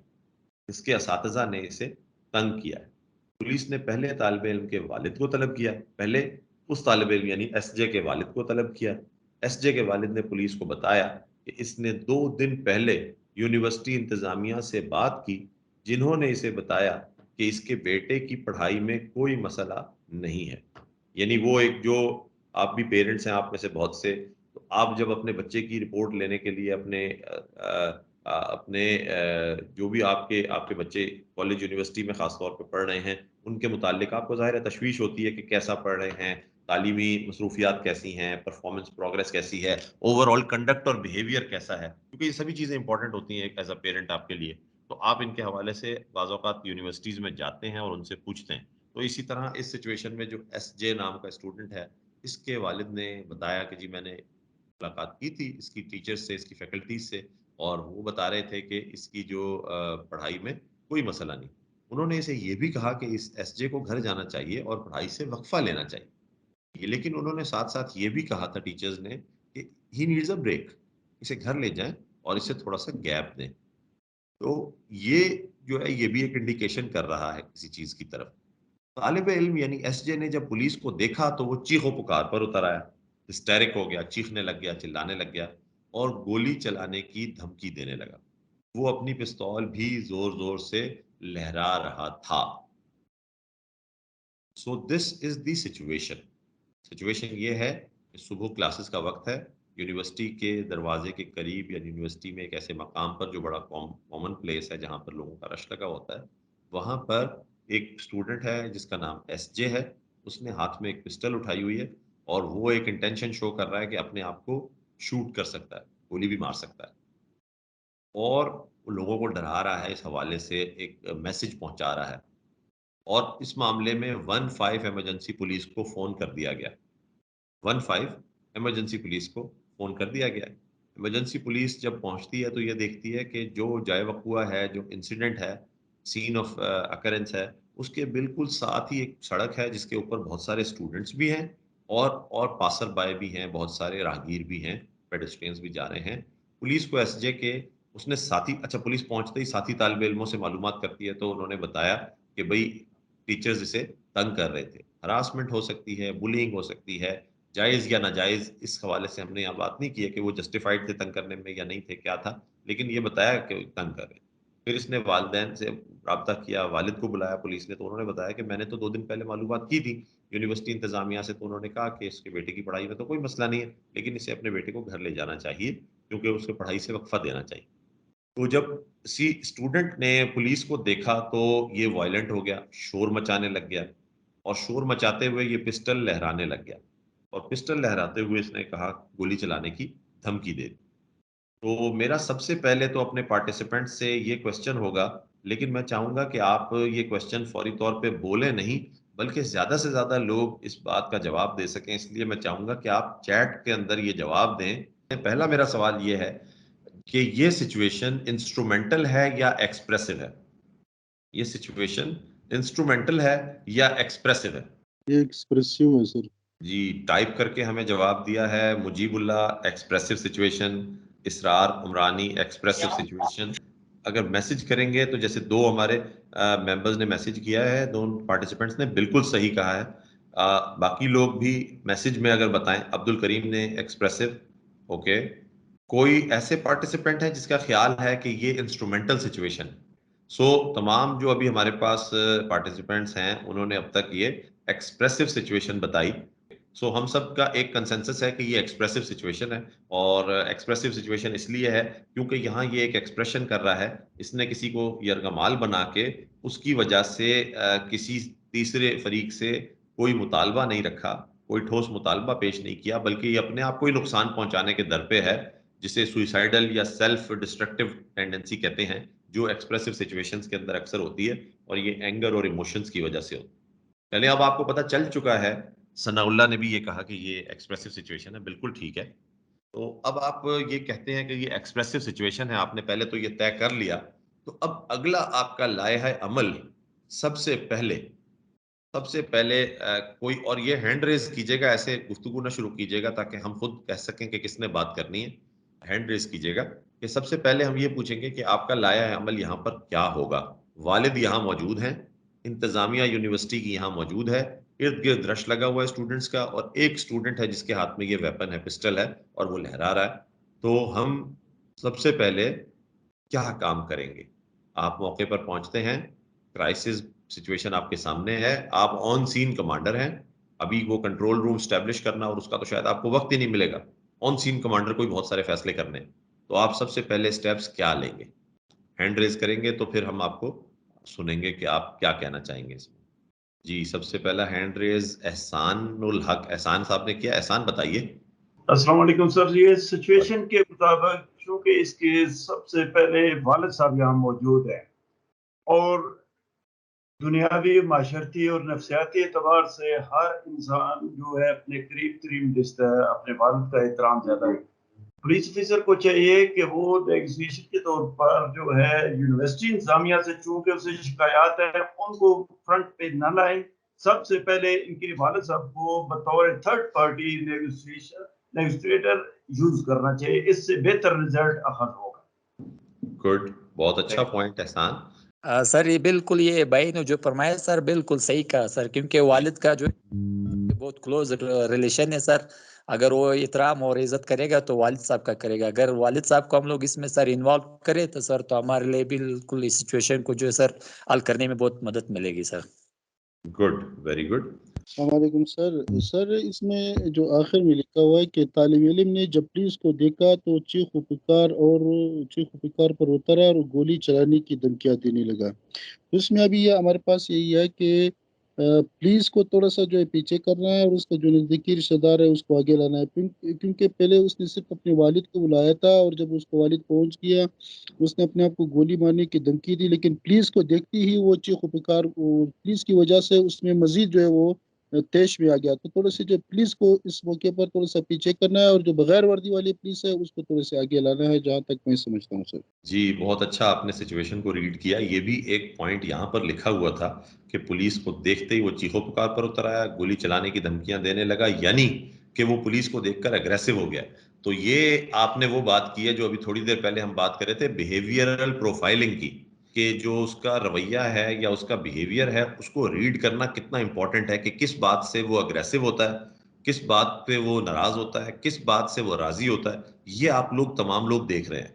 आप लोगों ने दूसरी बात की उसका साइको एनालिसिस की, कि साइकोलॉजिकली आप ये समझते हैं कि एक नौजवान लड़का अपने वालिद की बात सुनता होगा, अपने वालिद की बात जरूर सुनने के चांसेस होंगे। ये एक बहुत अच्छी सोच है, लेकिन मैं थोड़ा सा इसको और आगे लेकर चलूंगा कि बाज औकात आपको पता चलता है कि ये अपने वालिदैन से कोई ज्यादा राजी नहीं है। ये बात आपको पहले मालूम करनी चाहिए। नौजवानी की इस एज में, ये जो एज होती है कॉलेजेस यूनिवर्सिटीज की, इसमें बाज औकात इंसान का कोई बहुत अच्छा करीबी दोस्त भी होता है, और वो दोस्त बाज औकात उसके वो तमाम सीक्रेट्स भी शेयर करता है, वो तमाम बातें भी उससे करता है जो वो अपने पेरेंट्स से भी नहीं कर रहा होता, अपने टीचर से भी नहीं कर रहा होता। तो आपको जरूर, वालिद साहब का तो आपने बहुत अच्छा कहा कि वालिद मौके पर आ गए हैं, लेकिन वालिद को यहाँ पर लाया गया था मालूमात हासिल करने के लिए। उनको एज ए निगोशिएशन के रोल में यूज करना या ना करना, ये यकीनन पुलिस की कॉल है। आप लोगों ने जो पॉइंट रेज किया कि वो अपने वालिद का एहतराम करने के चांसेस हैं, इस वजह से शायद वो इफेक्टिव रोल प्ले करें, तो यकीनन ये एक अच्छा आइडिया जरूर है। लेकिन इस आइडिया को अमल दरामद करने से पहले आपको ये सोचना चाहिए और पूछना जरूर चाहिए उससे कि भाई आपकी और इसकी मामलात क्या दुरुस्त हैं, ठीक हैं, क्या आपको इसके बारे में पता है, क्या इसकी प्रॉब्लम्स को समझते हैं, और फिर वो कितना कंसर्न फादर है ये जरूर मालूम करना चाहिए। हमारे part of the world, third world से जहां से हम ताल्लुक रखते हैं, हमारे यहाँ अल्हम्दुलिल्लाह अभी भी ये सिचुएशन, ये फैमिली बॉन्डिंग्स, ये एक दूसरे का लिहाज, ये बुजुर्गों का अदब, अल्हम्दुलिल्लाह ये चीजें अभी भी मौजूद हैं हमारे यहाँ with the grace of God, और इसकी वजह से हमें बहुत सारी चीजों का पता चल जाता है। लेकिन एट द सेम टाइम आप और मैं ये अप्रिशिएट करेंगे कि हम जो होते हैं वो करीबी दोस्त से, नौजवानी के लड़के जो नौजवानी की उम्रों में जो लोग होते हैं वो करीबी दोस्त से जो बातें शेयर करते हैं, बहुत सी वो ऐसी होती हैं जो कि बहुत सारी बातें वो किसी तीसरे शख्स से भी शेयर नहीं करते, अपने वालिद से भी नहीं करते, इवन वालिदैन से भी नहीं करते, जो वो अपने करीबी दोस्त से करते हैं। सो चैट में किसी ने मैसेज किया कि his close friend can tell the main issue also, Mujibullah. Yeah that is a very good point. Actually this is what I am trying to emphasize, कि उसका जो करीबी दोस्त होगा वो एक उसके बारे में, उसकी माइंडसेट के बारे में या होने वाले वाकयात के बारे में एक अच्छी इंफॉर्मेशन दे सकता है। सो एक ये तो हो गई उसको डील करने वाली बात, कि हमने उससे डील कैसे करना है, डील किसने करना है, इस बात पे हम बात कर रहे थे अभी। दूसरी चीज हम ये करते हैं कि आपने बहुत अच्छी बात बताई कि जब पुलिस को देखकर वो अग्रेसिव हो रहा है तो यूनिफॉर्म पर्सनल को आगे ना किया जाए, यूनिफॉर्म पर्सनल को पीछे रखा जाए, और आगे नॉन यूनिफॉर्म जैसे सादा लिबास में एहलकार या अफसरान या स्पेशल ब्रांच या दूसरे इस तरह के आपके जो साथी हैं, वो सादा लिबास वाले कुछ लोग आगे हों जो उससे बात कर सकें, जो उस तक आपके उसके मसाइल आप तक और आपके उस तक, आपकी जो बातें हम उस तक पहुंचा सकें। फिर उसके बाद एक और चीज के, आपने एक चीज देखी कि साथ में एक रोड है, एक सड़क है जिसके ऊपर रश लगा हुआ है, जिसके ऊपर बहुत सारे स्टूडेंट्स भी हैं और बहुत सारे वैसे भी पैदल चलने वाले अफराद, वहां से गुजरने वाले राहगीर भी मौजूद हैं। इस हवाले से भी कुछ करना जरूरी है बतौर पुलिस ऑफिसर आपको। वो आप क्या करेंगे? ये जो रोड है जिसके ऊपर रश है और आप देख रहे हैं कि काफी लोग सामने नजर आ रहे हैं, इस हवाले से आप क्या करेंगे? सर मेरे ख्याल से उस रोड पे अगर हम लोग मुकम्मल उसको बंद कर ले तो फिर उसको थोड़ा सा जो है और ये उसमें आ जाएगा कि यार अभी मेरे खिलाफ कोई कार्रवाई हो रही है, तो उस रोड पे थोड़े से रश को कम करने के लिए कोई इकदाम कर लेंगे। ज़्यादा से ज़्यादा अगर रोड को बंद किया तो फिर वो मजीद वो आ जाएंगे कि अभी मेरे खिलाफ कोई एक्शन होने वाला है। बिल्कुल ठीक है। ये एक क्रिटिकल डिसीजन होता है कि आप रोड को मुकम्मल तौर पे बंद कर दें या उसमें रश को आहिस्ता आहिस्ता रिड्यूस करें। आप एटलीस्ट ये ज़रूर कर सकते हैं कि इसको दो तरफ से इतना कॉर्डन कर दें कि यहाँ पर मज़ीद रश जमा ना हो और आहिस्ता आहिस्ता ये रश डिफ्यूज़ होता रहे, क्योंकि लोग तो वैसे ही दूर जा रहे हैं। अच्छा, ये भी आप याद रखें कि इसके हाथ में पिस्टल है। पिस्टल की कारगर रेंज हम सबको अंदाज़ा है, कितनी होती है पिस्टल की कारगर range? Assalamualaikum, sir. I think so. It's not more than 30 to 40 meters. जी जी जी, 25 to 30 मीटर रिटर्न होती है, तो 30 to 40 मीटर से ज्यादा नहीं होती, ये बात सही है। तो हमने अगर सिर्फ इतना डिस्टेंस भी, ये देखे ना, हमने ये देखना होता है कि सामने वाले के पास कैपेबिलिटी क्या है। उसके हाथ में पिस्टल है, पहला काम तो वो अपने आप को नुकसान पहुंचा सकता है, यकीनन वो तो किसी भी वक्त पहुंचा सकता है। दूसरा, अगर वो किसी दूसरे शख्स को उससे खतरा है तो वो 30-40 मीटर के अंदर अंदर है, उसके बाहर नहीं है। तो अगर हम ये देख रहे हैं कि इतना डिस्टेंस है या इससे ज्यादा है, तो फिर हम सेफ हैं। इस डेंजर जोन के अंदर अगर कोई है तो उसको भी रिमूव करने के लिए आपको एक्शन करना चाहिए और फिर उसके साथ गुफ्तगू शुरू करनी चाहिए, उसके साथ निगोशिएट करना शुरू करना चाहिए। और आपको हमेशा पता है कि मेरे ख्याल एक और हैंड भी रेज हुआ इसमें किसी का। अच्छा, ये हैंड रेज, ओके ओके, ये बात हो चुकी है हमारी स्टार साहब से। तो ये बात बिल्कुल ठीक है। ये तो हमें ये देखना होता है गुफ्तगू शुरू करते हुए कि हम एक शख्स से सबसे पहले ये पूछें, ये बात करें। आप अगर गुफ्तगू करें, चलें ये 2-3-4 हमने बातें कर ली आपसे, आपने पेरीमीटर भी स्टैब्लिश कर लिया है कॉर्डन टाइप का कि जी जिसमें डेंजर जोन से कम लोग बाहर हों। आप यूनिफॉर्म पर्सनल को भी करीब नहीं लेके जा रहे, उसके वालिद को भी मौके पे बुलाया जा चुका है, आप उसके करीबी दोस्त को भी बुला के उसका मसला पूछ रहे हैं। अब जो निगोशिएटर है उसको इस नौजवान से किस तरह से गुफ्तगू स्टार्ट करनी चाहिए, इस एक्सरसाइज के हवाले से आप क्या कहेंगे? क्या बात इससे की जानी चाहिए और किस टोन में इससे बात की जानी चाहिए? जी इसरार साहब।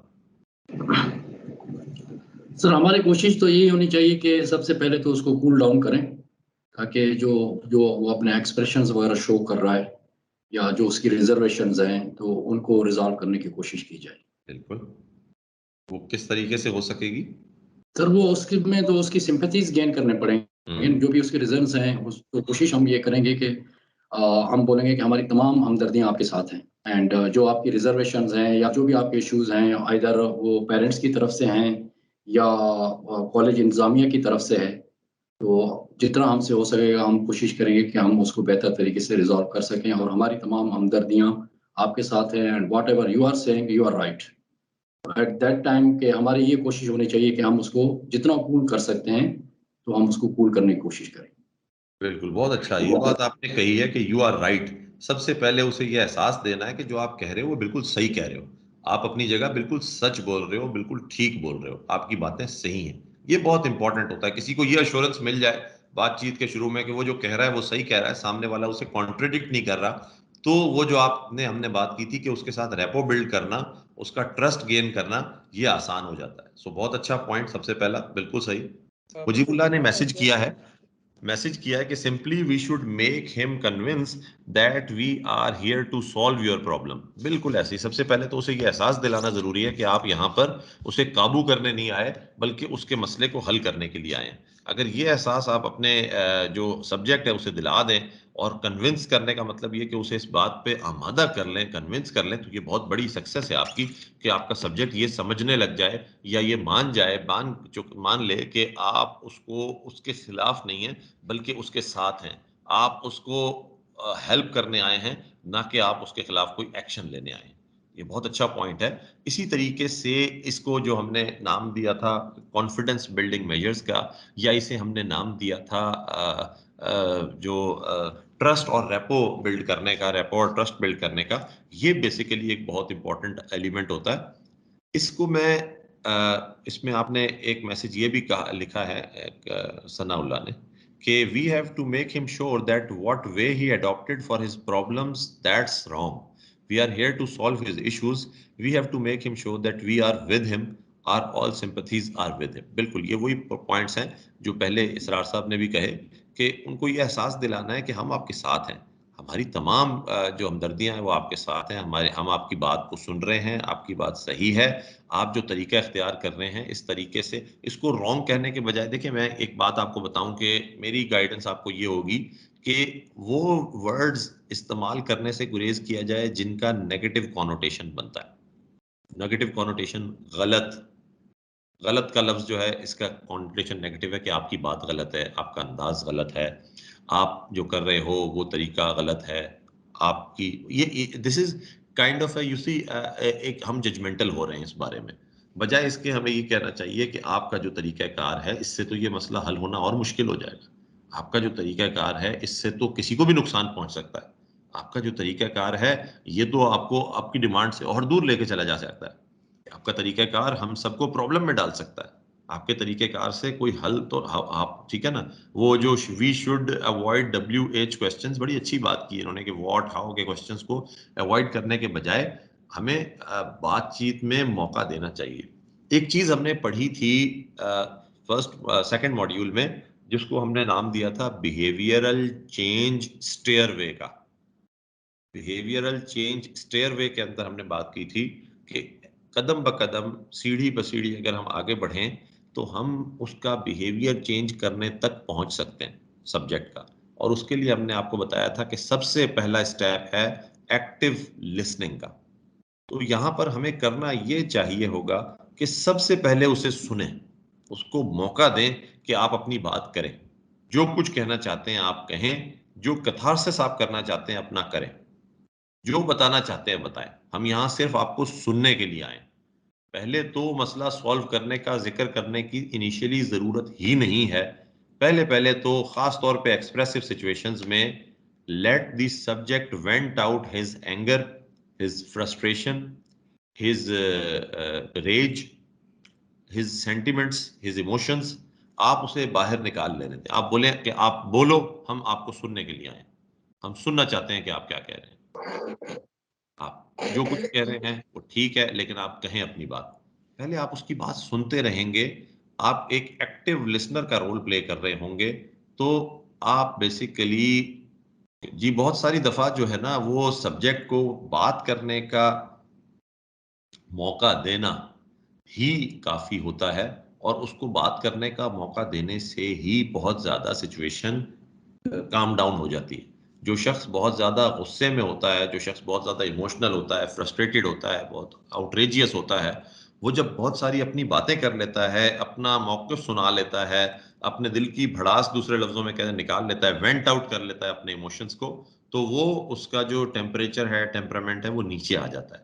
सबसे पहले आपने एक्टिव लिसनिंग स्किल्स यूज करते हुए उसकी बात को सुनना है, उसकी बात को समझना है, और उसे अपने अल्फाज से ज्यादा अपने एक्सप्रेशन से, अपने अंदाज से ये फीलिंग देनी है कि आप उसकी बात को समझ रहे हैं, आप उसकी बात को महसूस कर रहे हैं। और फिर इसको एम्पैथी की तरफ लेके जाना है कि आपने गुफ्तगू के जरिए उसे ये एहसास दिलाना है एम्पैथी का कि जो कुछ आप कह रहे हो मैं वो समझ सकता हूँ, जो कुछ आप कह रहे हो वो बिल्कुल ठीक कह रहे हो, मैं वो समझ सकता हूँ, मैं महसूस कर सकता हूँ आपके दर्द को, मैं आपकी परेशानी को महसूस कर सकता हूँ। या यूं कहें कि आपकी जगह मैं भी होता तो मैं भी इतना ही परेशान होता, आपकी जगह अगर मैं भी होता तो मैं भी इसी तकलीफ से गुजर रहा होता, मैं शायद इससे भी ज्यादा परेशान होता। ये एक एम्पैथी वाले जुमले हैं जिनसे आप सामने वाले को ये एहसास दिला रहे होते हैं कि जिस जगह पर वो खड़ा है वहां आप महसूस कर रहे हैं कि अगर आप होते तो आप भी इसी तरह फील कर रहे होते।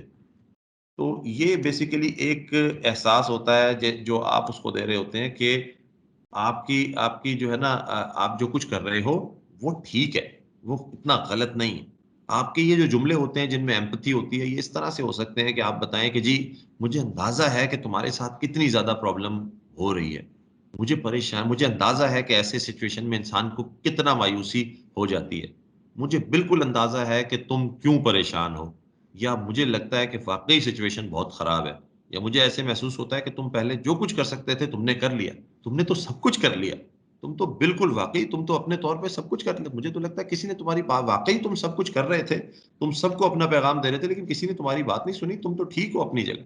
ये एम्पैथी जो है, ये क्रिएट करना या एम्पैथी का एक एहसास क्रिएट करना, एम्पैथी की एक फीलिंग क्रिएट करना, ये आपके सब्जेक्ट को आपके साथ बहुत ज़्यादा करीब कर देती है। आपके और उसके दरमियान जो है वो एक रेपो बिल्ड होती है नेक्स्ट स्टेप में, एतमाद पैदा होता है।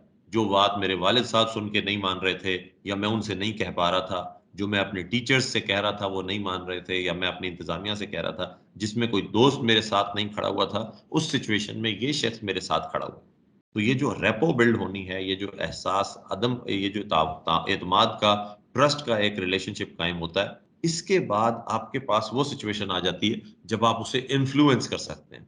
अब इन्फ्लुएंस करते हुए आप उससे कहेंगे कि देखें, आपकी बात बिल्कुल सही है, मैं समझ रहा हूँ, सारा कुछ है, लेकिन इस तरीके से क्या हम अपना मकसद हासिल कर लेंगे? या इस तरीके से क्या हम, ऐसा नहीं कि हम और ज़्यादा लोगों के दरमियान जो है वो तमाशा बन जाएँ? इस तरीके से ऐसा तो नहीं कि ये हम जो है वो जो कुछ हासिल करना चाहते हैं, वो हासिल करने से और ज़्यादा दूर हो जाएँ? इन्फ्लुएंस करते हुए आप उससे इस किस्म की बातें कर सकते हैं, जिससे उसे ये एहसास हो कि हाँ, जो तरीका वो इख्तियार कर रहा है, वो शायद मुनासिब नहीं है। और फिर उसे आहिस्ता-आहिस्ता जब आप इन्फ्लुएंस करने के काबिल हो जाते हैं, तो फिर ऐसे जुमले कहते हैं जिससे उसका बिहेवियर चेंज हो। क्यों ना हम हथियार रखकर बातचीत के ज़रिए इस मसले को हल करें, क्यों ना हम बैठकर बात करें। और आपको ये खुद भी एक्सपीरियंस होगा और आपने ऐसे बहुत सारे एक्सपीरियंसेस देखे और सुने भी होंगे कि इस तरह की बातचीत से बड़े-बड़े सीरियस मसाइल हल हो सकते हैं। मुझे एक अफ़सर एक मर्तबा बता रहे थे कि हुँ, ग़ालिबन डेरा इस्माइल खान की बात है या मियांवाली की बात है या इस तरफ की किसी डिस्ट्रिक्ट की बात थी। वो बता रहे थे कि वो वहाँ पर एसपी थे, तो वहाँ पर पता चला कि शहर के बीचों-बीच मेन चौक के ऊपर एक शख्स ने जो है वो बंदूक, बड़ी वाली राइफ़ल जो है, राइफ़ल से एक शख्स को गोली मार दी है और वो वहीं गिरा हुआ है और ये किसी को उसके करीब भी नहीं आने दे रहा। कई साल पहले की बात। वहाँ खड़ा हुआ राइफ़ल लेके अपने कंधे पे ऐसे राइफ़ल रख के और किसी को करीब भी नहीं आने दे रहा, कि जो करीब आएगा उसको भी मार दूँगा। वो ये मुझे बताते कि एसपी थे उस इलाके में। इन्होंने कहा कि अब तो फौरी तौर पे जाना पड़ेगा। फौरी तौर पे गए, अपनी गाड़ी से उतरे, कहते मैंने जो है ना वो उसको बिल्कुल कुछ नहीं कहा। लोग तो दूर कर चुके, लोगों को तो दूर किया जा चुका था, वैसे भी लोग दूर हट चुके थे, जिसके हाथ में गन होगी उसके करीब कौन क्यों जाएगा? तो वो लोग वैसे दूर हट चुके थे। ये पहुँचे तो इन्होंने यही कहा कि मैंने कुछ नहीं कहा, सिर्फ़ इतना कहा उसको कि ये तूने, उसको क्योंकि अंदाज़ा था कि जो उसका अंदाज़ है ना, वो इस तरह होता है कि जैसे आदमी गैरत के अंदर किसी को मारता है, वो समझता है, अपने आप को जस्टिफाइड फ़ील करता है। तो वो कहता है कि मैंने तो ये काम सही किया, इसीलिए वो उसपे एक प्राइड ले रहा होता है।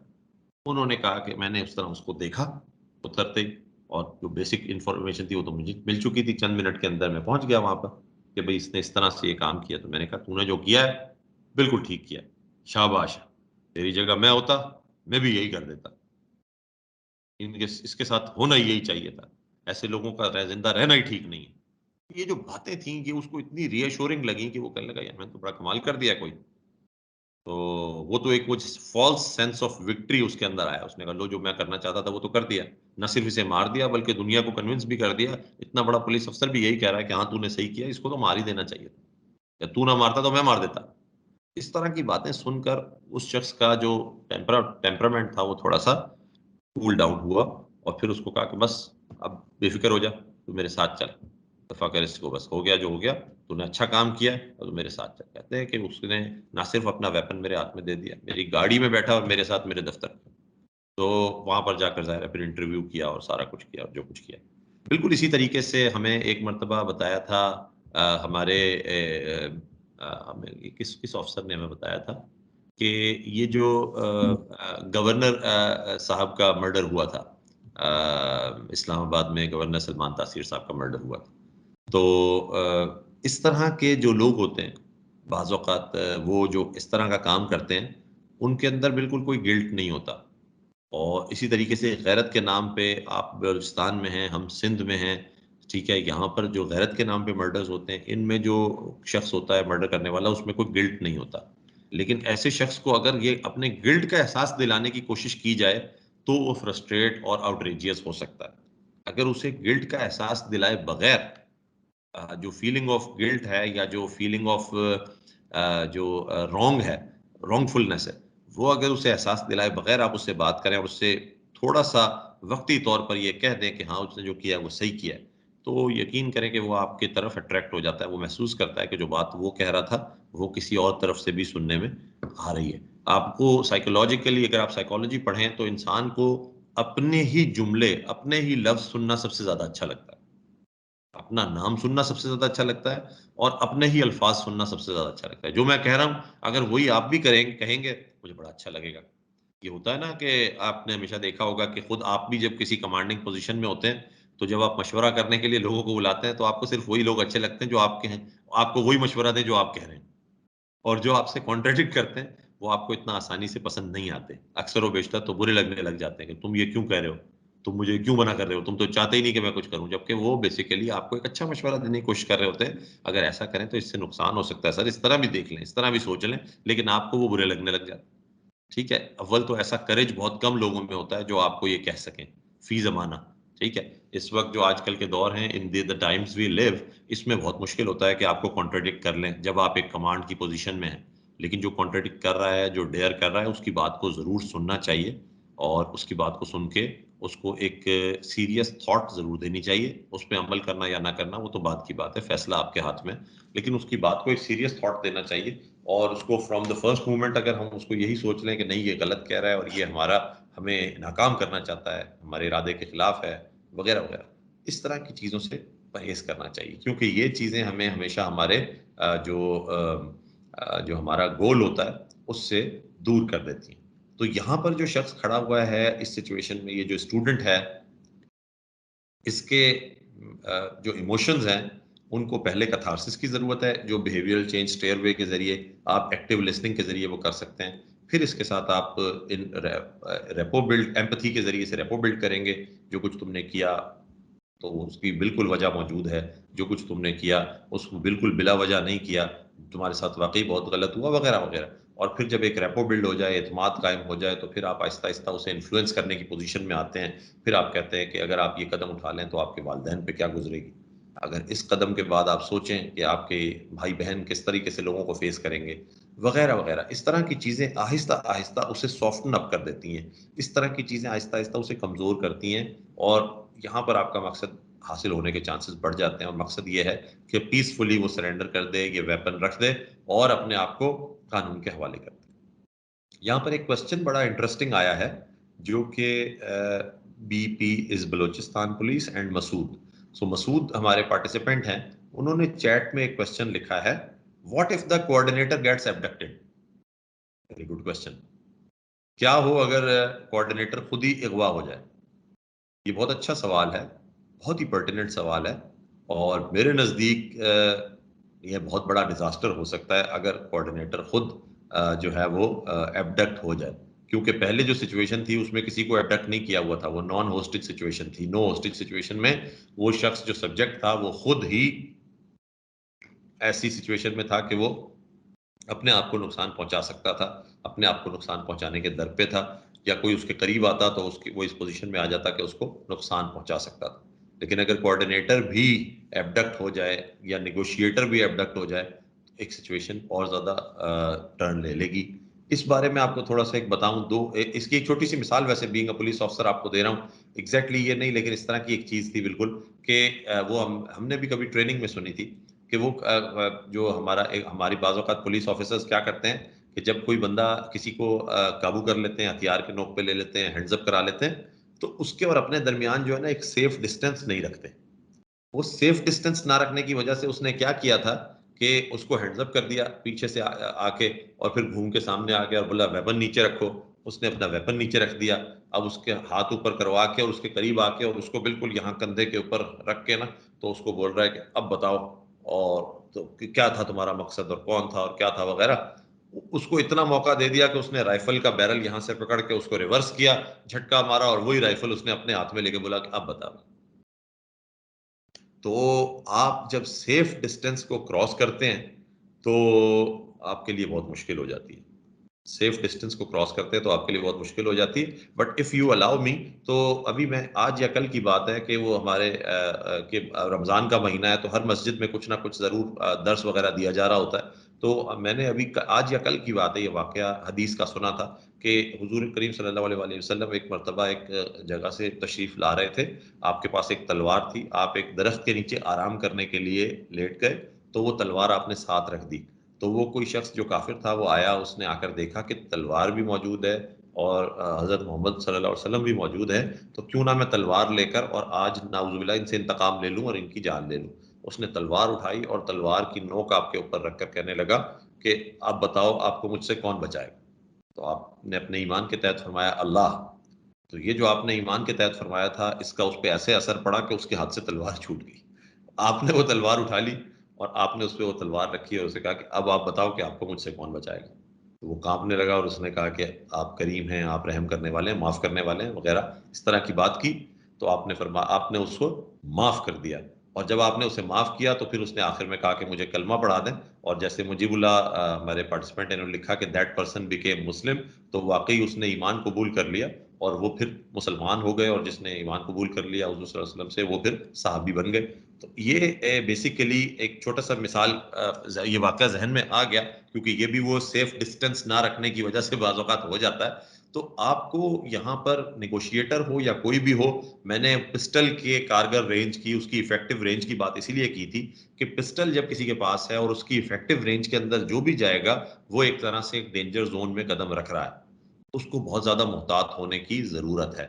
और अगर वो डेंजर जोन में कदम रखकर फंस गया और फिर वो भी कैप्चर हो गया, तो ये एक नाइटमेयर होगा। इसलिए सेफ डिस्टेंस बहुत सी सूरतों में फायदेमंद रहता है, आपको सेफ डिस्टेंस रखना पड़ता है, लेकिन बाज औकात आपको डेयर करना पड़ता है किसी किसी सिचुएशन में, सिचुएशन के ऊपर डिपेंड करता है। But on the whole generally speaking safe distance रखना ज्यादा बेहतर होता है, जब तक कि आप पहला और दूसरा मरहला क्रॉस ना कर लें बिहेवियरल चेंज स्टेयरवे का। पहला और दूसरा मरहला जिसमें आप एक्टिव लिसनिंग और एम्पथी का इस्तेमाल करते हैं, आपके दरमियान फिर रेपो डेवलप हो जाती है, एक एतमाद, एक ट्रस्ट डेवलप होता है।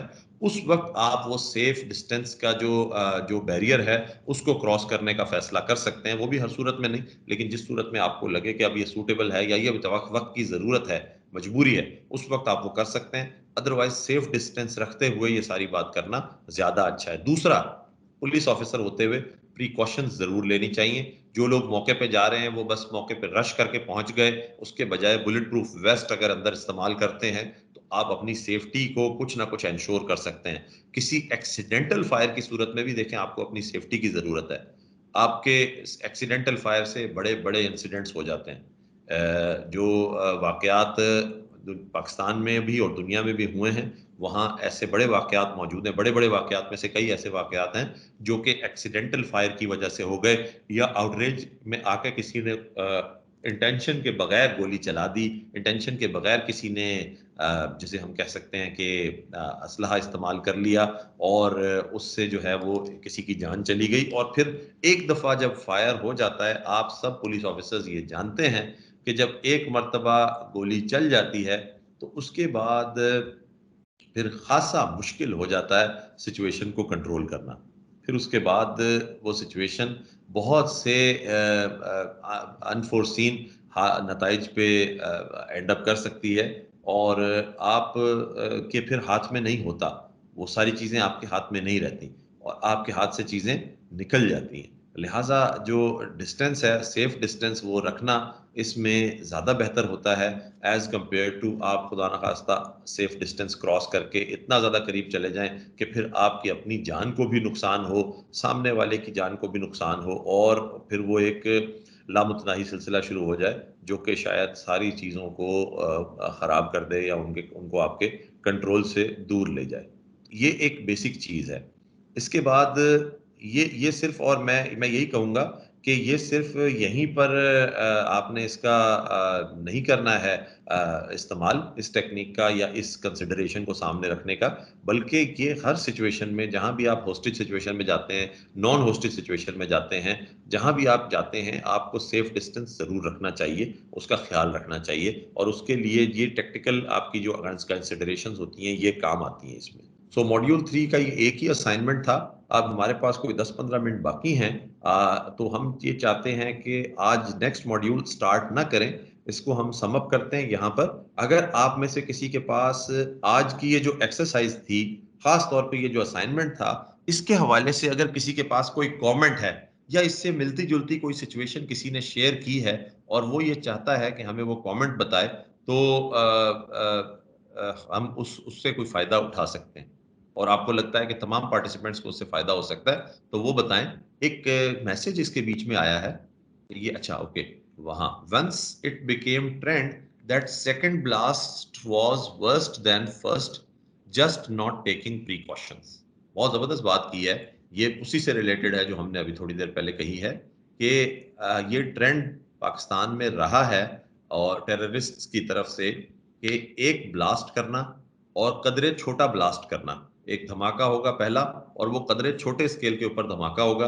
उस धमाके पे जरूर लॉ इन्फोर्समेंट भी पहुंच जाएगी। सबसे पहले तो इर्द गिर्द के लोग रेस्क्यू के लिए जमा हो जाएंगे, रेस्क्यू करना शुरू करेंगे, फिर रेस्क्यू वाले इदारे आ जाएंगे, लॉ इन्फोर्समेंट के इदारे आ जाएंगे और थोड़ी देर बाद एक उससे भी ज्यादा बड़ा और खतरनाक धमाका होगा जिसका वो सब के सब हिस्सा बन जाएंगे या उसका शिकार हो जाएंगे। तो ये एक वाकई एक ट्रेंड हमारे पास आया था बलूचिस्तान के अंदर। शायद आपको याद होगा कि एक वकील पे हमला हुआ था, एक लायर पे, और जब उनको अस्पताल लेके गए तो वहां पर तमाम वकला बिरादरी जमा हो गई और वहां बहुत बड़ा धमाका हो गया। अस्पताल में बहुत बड़ा धमाका हो गया था आपके और कोयटा के, और फिर वो वकला बिरादरी का बहुत बड़ा जानी नुकसान उसमें हुआ था। इस वाक़े के बारे में अगर थोड़ी सी डिटेल किसी को याद है, क्योंकि इस बारे में मुझे सारी डिटेल इस वक्त याद नहीं है, ज़्यादा डिटेल्स, लेकिन बलूचिस्तान पुलिस के ऑफिसर्स हैं और मैंने ये कहा था कि हम बलूचिस्तान, शुरू में ये मुआज़ ने भी कहा था, मैंने भी, कि हम बलूचिस्तान से रिलेटेड बातों को ज़्यादा डिस्कस करेंगे ताकि आपके एक्सपीरियंस से हम भी सीखें, हमारे एक्सपीरियंस से आप भी सीखें। तो बलूचिस्तान के अंदर ये जो वाक़या हुआ था, ये वकील वाले वाक़े के हवाले से अगर किसी को थोड़ी सी तफसीलात याद हैं तो वो हमसे शेयर करें। सर ये वाकया जो है सर, ये तकरीबन ये हुआ था सर 8 अगस्त को, और इस तरह का वाकया था सर कि एक का एक ओहदेदार था सर, उसको उस टाइम सर फिर इन लोगों के इलेक्शंस भी हो रहे थे और जब उनको टारगेट किया गया सर, फिर ये लोग ले गए सर उनको हॉस्पिटल। जब हॉस्पिटल में सर सारे जिनके जो सर ग्रुप थे सारे, वो सारे वहाँ पे जब पहुंच गए सर और बाकी सिविल लोग भी वहाँ पे पहुंच गए सर, तो एक सुसाइड जो अटैकर था सर वो पहले से वहाँ पे मौजूद था सर। जब ये बहुत रश लगा, बहुत से लोग वहाँ पे मौजूद हुए, जमा हो गए सर, तो ये जो ब्लास्ट था सर, जो सुसाइड था सर, सुसाइडर था सर, उसने अपने आप को जो ब्लास्ट किया सर, उसमें तकरीबन 100 के करीब सर 80 तो सर उसमें हमारे जो वकला थे सर वो शहीद हुए और 20 के करीब तकरीबन उसमें सर जो थे वो आम सिविलियन जो थे सर वो उसमें शहीद हो गए सर। जी हाँ, बहुत बहुत ही अंदोनाक वाकया था ये, और बिल्कुल आपने सही बताया। और ये निशानदही भी मुजीबुल्लाह ने शायद हैंड रेज किया है बीच में, प्लीज बताइए मुजीबुल्लाह कुछ कहना चाहते हैं? ये अभी भी जो सर मैंने वाकया बताया सर वो मैंने बताया सर, इससे पहले मैंने सर जो एंड रेज किया था सर। अच्छा प्लीज बताएं। अच्छा ये आप ही ने बताया, ओके मुजीबुल्लाह, बिल्कुल आप सही कह रहे हैं। ये वाकया जो है, ये इस तरह के वाकयात आपने बड़ा अच्छा निशानदही किया, I appreciate you on that, कि इस तरह के वाकयात होते रहे हैं। इस तरह के वाकयात से निपटने के लिए बाकायदा एसओपीज भी आती रही हैं, लेकिन हम प्रैक्टिकली जब फील्ड में जाते हैं और इस तरह का वाकया होता है तो चूंकि बहुत ज्यादा जहनी तौर पे लोग तैयार नहीं होते और हमने उनको बार बार ट्रेनिंग्स करा के बार बार उन लोगों को ये रिवाइज नहीं कराया होता ये एसओपी, तो वो इस चीज का शिकार बन जाते हैं कि फॉलो अप ब्लास्ट या सेकंड ब्लास्ट होता है वो पहले से ज्यादा शदीद होता है और वो नुकसान का बाइस बन जाता है। या बाज़ औक़ात बलूचिस्तान समेत पाकिस्तान के मुख्तलिफ हिस्सों में इस तरह भी हुआ कि एक वाकया किया गया, उसके अंदर 1-2 कैजुअल्टीज हुई, उनका जब जनाजा होने लगा तो उस जनाजे पे एक और अटैक हो गया। बलूचिस्तान में भी इस तरह हुआ था, जिसके अंदर हमारे एक बहुत ही अच्छे और बहुत प्रोफेशनल, बहुत लायक अफसर, बड़े अजीम अफसर थे, फयाज संबल साहब, वो शहीद हो गए थे और कई हमारे पुलिस ऑफिसर्स शहीद हो गए थे और शदीद जख्मी भी हुए थे एक जनाजे पे जब हमारे पास अटैक हुआ था। तो ये चीज़ें बहुत बहुत ज़्यादा डेंजरस होती हैं, इसलिए हमें फॉलो अप से बचना ज़रूर चाहिए। खैर यहाँ पर हमारा कॉन्टेक्स्ट टेररिज्म से रिलेटेड इतना ज़्यादा नहीं है, लेकिन अगर कोई नुकसान पहुंचाना चाहता हो, जैसे कि हमने कहा कि सुइसाइडल टेंडेंसी के साथ आया है, तो यकीनन हमें इस बात को भी मद्देनजर रखना चाहिए कि ये जो रश लगा हुआ है इसको भी कोई निशाना बना सकता है, इसको भी कोई क्राउड को भी कोई अटैक कर सकता है या उसको भी कोई टारगेट बना सकता है। तो ये एक अच्छा पॉइंट था जो आपने रेज किया इस हवाले से। बाकी आज की जो एक्सरसाइज थी और आज के ये जो 2 मॉड्यूल्स थे, इनके हवाले से अगर आप में से मजीद कोई पॉइंट रेज करना चाहे या कोई ऑब्जर्वेशन शेयर करना चाहे तो वो काइंडली हमें बता सकते हैं। सर, ये जो आज की जैसे यूनिवर्सिटी वाली आपने सिचुएशन बताई है सर, जैसे एक्सप्रेसिव सिचुएशन जी, कुछ अर्सा हम लोग अपने माजी में चले जाएं तो इस्लामाबाद में एक सिचुएशन ऐसी क्रिएट हुई थी जिसमें जो वो गालिबन हैं एक MNA साहब थे जो उन्होंने अपना रोल प्ले कर दिया था उसमें।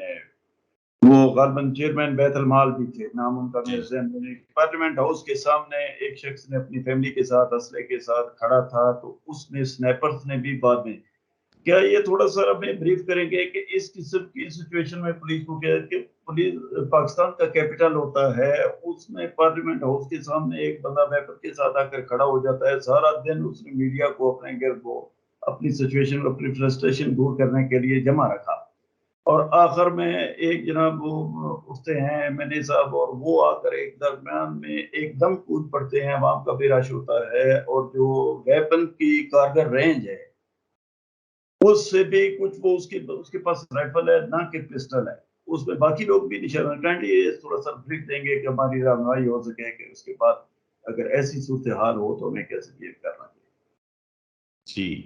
देखिए, सिकंदर वाला इंसिडेंट आपने कोट किया है, 2013 के अंदर ये इंसिडेंट हुआ था इस्लामाबाद में, और ये इंसिडेंट बिल्कुल आप सही फरमा रहे हैं कि पूरी दुनिया में ये इंसिडेंट गया था, पूरी दुनिया में ये इंसिडेंट मशहूर हुआ था।